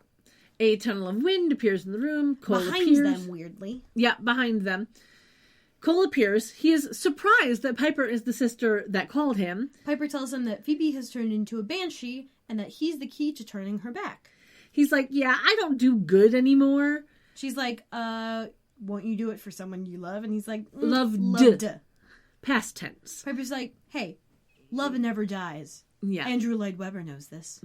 Sorry, that hadn't come out then. Yeah, no. Cole says that his died when Phoebe gave up on him, so he can return the favor. And he starts walking slowly toward Piper. And Leo gets closer to Piper in response. And he keeps like, Piper, now, Piper, now. He keeps like egging her on to like throw the potion. I'm like, dude, you're giving it away. Yeah, it's like, shut up, man. I love you, but shut up. Yeah. Piper reminds Cole that he's helped them before, and they've helped him. And Cole's like, yeah, is that, why you tried to call me this morning, to help me or to vanquish me? Which makes Piper confused for a second. Yeah, because she had no idea. Yeah. Yeah, Leo tells Piper to throw the potion. Piper tells Cole that Phoebe loves him, and she knows that he loves her. All she wants him to do is to find her and tell her. And Cole's like, yeah, it's over. In more ways than one. Leo again tells Piper to throw the potion. Piper tells Cole that he's right about it being over, and then throws the potion. And there's a bunch of smoke, and you see him gasp, and then his eyebrows go up, and he's like, surprise! What? He laughs and, waves off the smoke, which is kind of funny. Yeah. And Piper is confused. Cole asks why she thought he'd show up without magical protection, and then asks if she has any protection for herself. In that, slightly threatening way, which Leo's like, don't threaten her. Cole tells him to orb her out before there's nothing left to orb. And then Puppy Prue runs in and barks. Like she noses the door open. Yeah. The house starts to shake. Cole asks what's going on. And Piper says very quietly, Phoebe's home. Yeah. I do think it's very funny, though, because when Puppy Prue runs in, Piper's like, Prue! And Cole's like, Prue? And it was great. Yeah, I think one of the trivia notes I saw on IMDb was that this is the last time Cole sees Prue. Yep. For the season. Yep. Yeah. I forget if he's even in the next episode. I don't know. I feel like he might be. Yeah. But he doesn't see Prue, so. Yep. Anyway, all the windows smash, and Bansheebe flies on in, screaming. She dives onto Cole, and they crash into some piece of furniture, some sort of wardrobe typey thing, and it breaks, which brings our furniture annihilation quotient up to 23 for the season and 49 for the series. Bansheebe screams in Cole's face. He changes into Balthazar and grabs her and then shimmers out. Piper and Leo look on confused, and we see Puppy Prue whining. Mm-hmm. And then we go to commercial break. Yeah. So when we come back, we're continued from before mostly. We're still in the Wicker Room. Yeah. Leo is petting Prue. And Piper is now wearing her jacket, which is why I say it's a continued mostly. Yeah. Because we're still in that same, like, scene-esque, but for some reason Piper got cold and put her jacket on. Yeah. Leo wonders if Prue's all right. Piper says she's sad because they're going to lose a sister. Leo reminds Piper that she said Cole would never hurt Phoebe, but Piper's like, in self-defense, he totally would. Yeah, and Phoebe was so pissed off. Yeah. Piper then remembers that if she kills Cole, Phoebe will be a banshee forever. Prue runs over to the door. Piper cries about this all being her fault, and Puppy Prue goes over to the door and barks. Piper laments that she led Phoebe to Cole because she was able to zero in on his pain for her. Leo reminds her that they found Prue, so they'll find Phoebe, and Puppy Prue starts to whine. Piper wonders how, and if it's too late, and then tells Prue to be quiet, which is how you know they shot these, like, without the dog actually in the frame. Like, once the dog was not in the frame, they're like, okay, dog, go away. Yeah. Because they couldn't have had the dog barking actually during these scenes. Yeah. Leo says she should try scrying, and then Puppy Prue walks over and pulls on Leo's pants. Not his leg, just his the pants. And he cries out. Yeah, he cries out going, ow! Like, seriously, dude? Yeah. Woman up. Yeah. And then Puppy Prue runs over to the door and jumps through the broken window. Yeah. Piper finally realizes that Prue must hear Phoebe, and she and Leo run out after her. We get a lovely shot of the mausoleum door in the fog-filled cemetery. And we hear some yelling, and then we cut inside, and Bansheebe and Balthazar are fighting, and there's a bunch of, like, plaster chunks, like, just around. Fake stone plastery chunks yep. on the floor, like, clearly just broken, because these are very much lighter colored than all of the rest of the stone. Yep. Balthazar pushes her across the room. She kicks him. He falls over one of the crypts. She jumps on him and does this, like, exaggerated swiping scratch motion. Yeah, it was very weird. Yeah, he pushes her off. She screams. Balthazar roars. Then he grabs her around the neck. And as like, she's screaming, he is forcing his hands to stop her from screaming. Uh-huh. He begs her not to make him kill her. She pushes him away. He gets pissed, and as he's, like, leaning against one of the beers, he changes back into Cole and says, I love you. And Phoebe, once again, screams. We cut outside as Piper and Leo are running, following Puppy Prue. We cut back to the mausoleum as Bansheebe changes back into regular old Phoebe. We cut back outside as the dog changes back into Prue. And as she's back in her outfit from before, and as she's running, she's, like, holding her hip and saying, ow, ow, ow. Yeah. It was very interesting to me also because... That was the wrong hip. It was technically the wrong hip. Yeah. But I think it was very funny for me personally when Banshee Phoebe and Prue... Bansheebe? When they change back into their normal selves, they're right back in the outfits that they were in. Yeah. And it looks like they haven't gone through any sort of anything. Like, their hair is still perfect. Yeah. It just made me laugh. It was funny. Anyway, so Prue is holding her hip in pain. Piper and Leo catch up to her, excited and surprised that she's back to being human. And Piper kind of, like, hugs her as Prue she's yells. Like, so she's like, ow. Yeah. She's like, what happened? And Prue's like, I had a little accident. And then she's like, I'm not complaining, but why am I human again? Leo realizes that the spell must have played itself out and that Phoebe must not be a banshee anymore. And they realize that this has two reasons. Either Phoebe's human or she's dead. Yeah. And then we cut back to the mausoleum. We're going to fast track this. Phoebe tells Cole to stay away. He's not. He's kind of slowly walking towards her. And she doesn't want to hear what he has to say, but he's like, you're not the only one hurting here. Nothing's going to change the way we feel about each other. He says that it doesn't change the fact that he's killed a witch, even if he was tricked into it. She questions that, and he's like, it doesn't matter. And she's like, maybe it matters to me, which I personally was like, are you fucking kidding me right now? But, this is not... It's just badly manufactured. Yeah. He says that Raynor cast a spell to make him kill the witch against his will. She scoffs and was like, why would he do that? And Cole's like, because Raynor knew it was the only way to make me bad was to destroy your faith in me. Yeah, stop me from staying good. And she's like, I don't know what to say. And then he touches her face and he's like, there's nothing to say because it's not going to change the fact that we always love each other and that's a pain we'll both have to live with. And then he shimmers out. And let me tell you, this right here solidified my hatred for their romance. I'm sorry, it just did. Mm-hmm. Like, I was kind of trying to get back on the I'm okay with it trained. Maybe. No, this right here. It was just badly written. It was so badly written. written. The entire conflict was badly written. And I know we talked about this in the last episode. Right. But, like, there could have been a way to better telegraph that Cole was being forced into it as opposed to whatever the fuck. Like, I think if there is a good rewrite. I don't know exactly what it is, but there would have been a good rewrite that would have broken them up and then had all of this shit happen. Yes. They did not do that. No. They did what was convenient and what was a bit tropey, and they went with that. Yeah. And that's why it's bothering you. Yeah. I think for me, the biggest thing is... Because it doesn't work that well. No, I really think that my biggest issue with it is that she knows he's a demon. Like, when they first met, she had no idea. That's fine. She fell in love with him when she thought that he was just a lawyer. That's great. I mean, small distance. Anyway. But she fell in love with him when she thought he was just a lawyer. That's fine. She then finds out he's a demon. Or at least half demon. And she's still okay with it. Like, there was a bit of conflict of, oh my God, should I not, whatever. But in the end, she's like, I'm okay with it because I'm in love with the human side and I can maybe make him good. I'm fine with that. I was okay with that. Everything's great.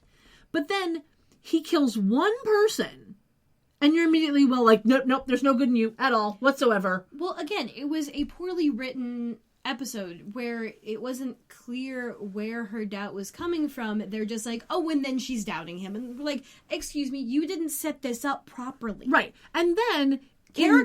these characters are meant to be people, and even if we don't get the full insight into them, they should still behave like people, not like magical robots you can switch on and off. Yeah. Which is what they were doing. Right. And then in this episode, he's like, well, I was tricked into killing it. And which she's like, sounds like a line. It sounds like a line. We know it's not, but it wasn't written well, so it sounds like a line. Right. And she's like, oh wait, you were tricked into it? Well, maybe there is good in you after all. Bitch, make up your goddamn mind. Writers, be better. Anyway. Sorry, I just said that and it reminded me of a quote from my college choir director. We used to write down his quotes because he had some really funny ones about whatever music we were doing. You have all the integrity of a soggy potato chip. And one of them was the most succinct one. It was just tenors. Do better. Nice. Very nice. My favorite one was one about it was these 6 chanson songs and it was about a deer, and for some reason the metaphor he goes with is it's jumping from lily pad to lily pad, and then he realizes no, frogs do that, and then he amends it with the deer is very small.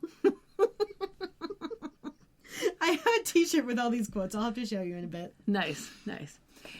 Anyway. Back to the show.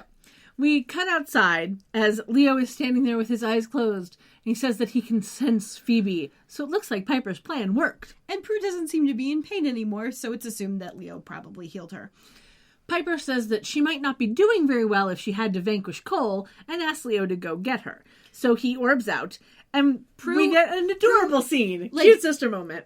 This entire scene, like, Prue doesn't appear to be in pain, but she is, like, randomly scratching her shoulder and her head. Yeah. And then Prue reaches up and touches her hair and jokes that Prue has fleas. And Prue's like, that's not funny because I think I do. Yeah, I think I actually do have fleas. Which you would... No. That's not how you get That's fleas. not how that happens. You would have to interact with other dogs. Yeah. First. Dogs who have fleas. Yeah. Prue says that Piper has no idea how hard it is to be a dog. With all the eating and the smelling. And she does this really cute movement on smelling. Yeah. And Piper says it must have been rough. No pun intended. And then she giggles, and it was adorable. And then Prue's like, well, at least I got to meet a really cute guy. And Piper's like, wait, when you the were fuck? a dog? And Prue's like, yeah, he ran me over. Yeah. It was one of those moments where you're just like, really? Oh, okay. See, that makes it awkward with the head and lap from the other perspective now. Just a bit. Yeah. Mm-hmm. Yeah. Yeah. Anyway, so we get in our, are we in the final scene? Yes. We are now in the final scene. We get an overhead night shot of the Oakland Bay Bridge pushing into the city with a glimpse of the Triangle Building in the background. And then an overhead shot of a beautifully lit up Coit Tower. It's one of my favorite Coit Tower shots. Yes. Then an overhead shot of the Triangle Building, and then an overhead shot of that street that we've seen like a bunch of times where it's like the weird diagonal street with the neon on some of the buildings. Before we end at a shot of the exterior of P3 where there are many people waiting to get in. And, the bouncer at the door. And it seems to be casual night at P3 by the way the people are dressed. Like, there are people in jeans and T-shirts and... yeah. Anyway. Now, I could not get SoundHound or Shazam to tell me... not sponsored. Yeah, to tell me what song was being played on Netflix over these shots. But Shazam thought... # not sponsored.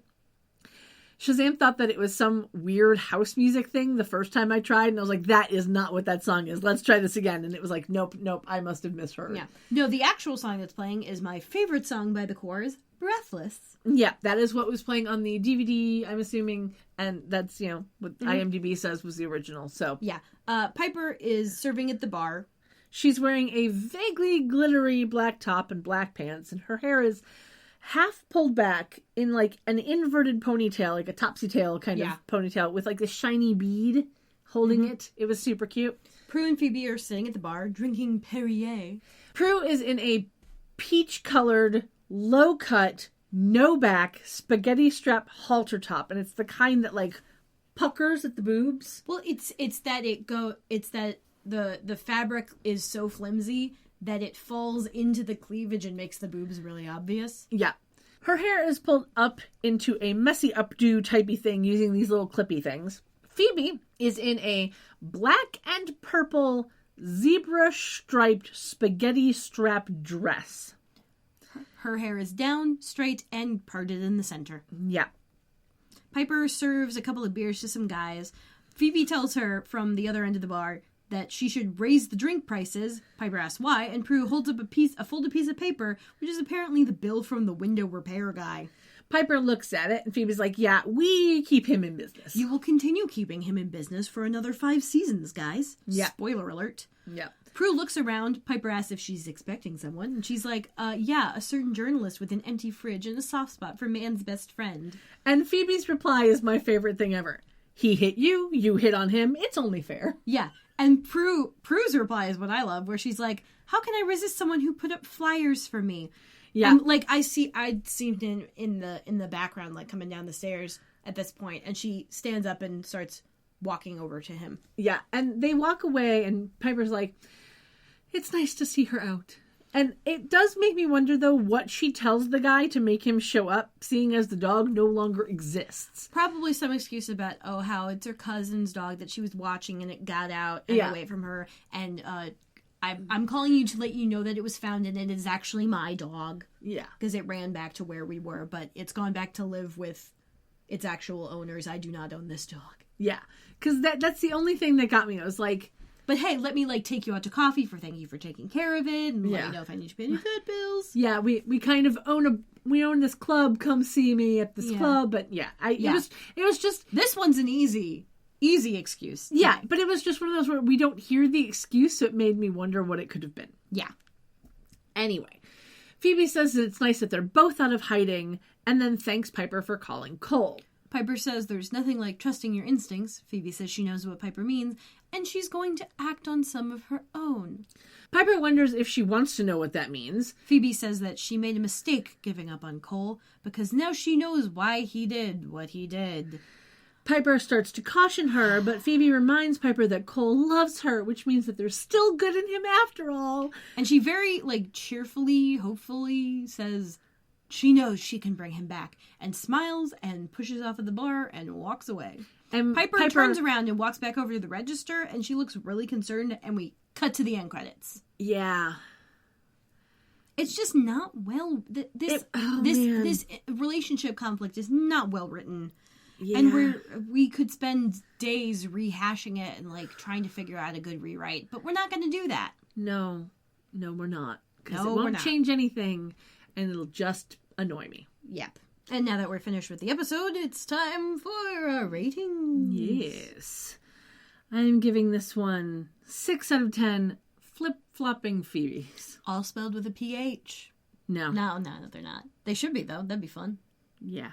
I mean, GHOTI, so. Yeah. Yeah, no, I'm good. I am giving this 7 out of 10 Banshee Brawls. I like it. Mm-hmm. Yeah. I just, I started out when I first, my first thought process was, it's here we go again. I was like, no. Watching this episode, I was like, because, the last one that I did was very a God damn it, how dare you kind of thing. And this one is just much more of a flip-flop thing. It's why? Yeah, why it's just why? bad writing. Oh, man.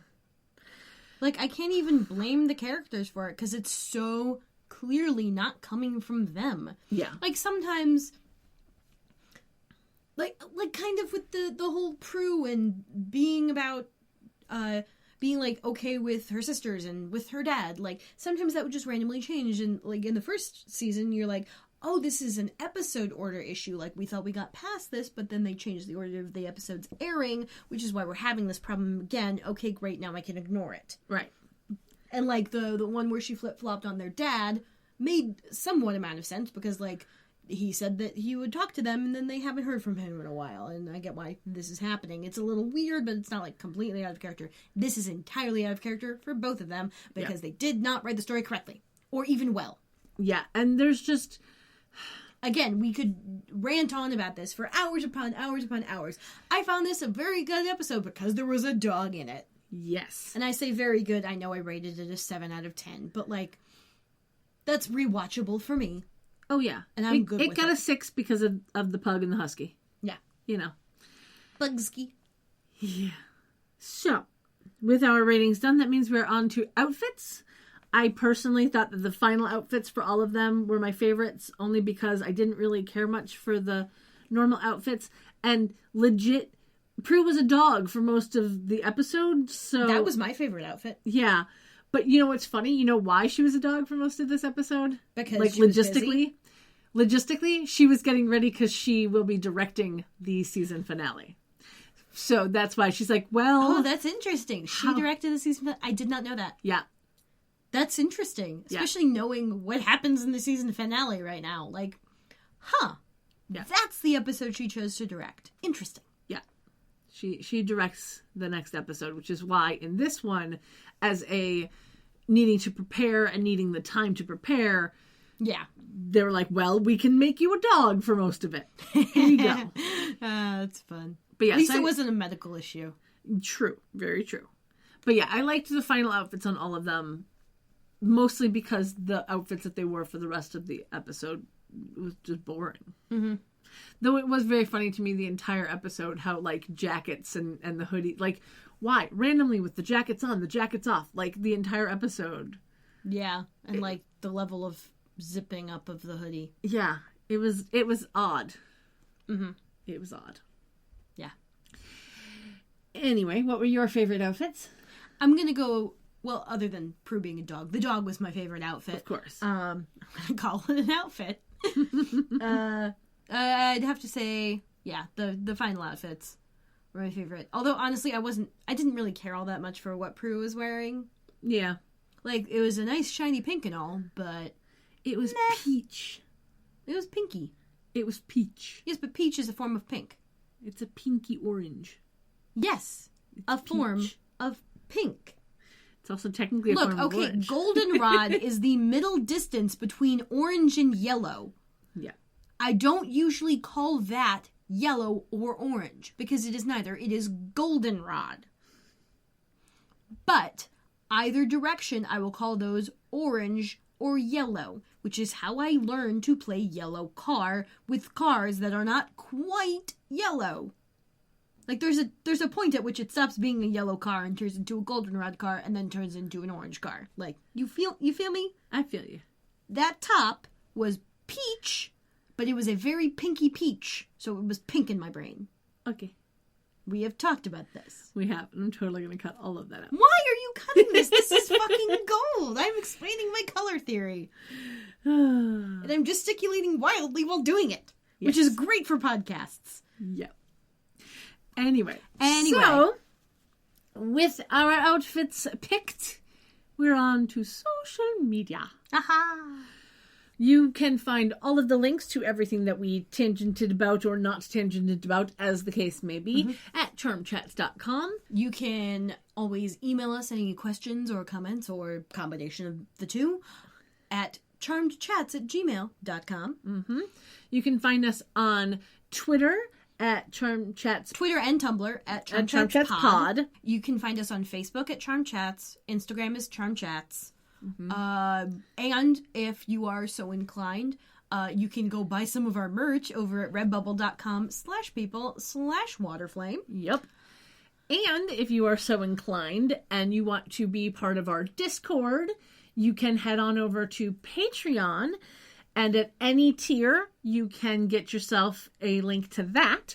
That's patreon.com/charmchats. And you also get, tangents and bloopers. And there's an extra episode where we talk about the Charmed reboot trailer. Right. And we will, as a Patreon exclusive, be doing brief episodes discussing the reboot episodes. Yes. And we're going to try and keep it to 30, 45 minutes. We're probably going to set up a timer thing, and whatever we can talk about before the timer goes off is what we're talking about. Yeah, it's going to be a shorter episode type thing. A power of 3, power half hour.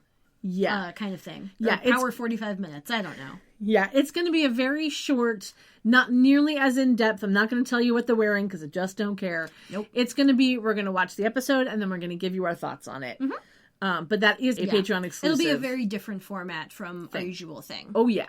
Very, very different. But that will only be for Patreon. So... But at any tier. At any tier, yes. But it'll only be for Patreon. Right. And I'll be the one editing this one. Kat normally does all of the edits for our episodes. Yep. That's also because she came up with the format for our normal episodes. Yep. Because that's how her brain works. And we're going to do it my way this time. Which means, you know what that means? Cold opens, baby! Yes. So, that's a thing. Mm-hmm. That's happening. Speaking of Patreon, we have a new patron at the $1 tier. And it's Colin! Hi! So, we are going to shout your name into the ether. Colin!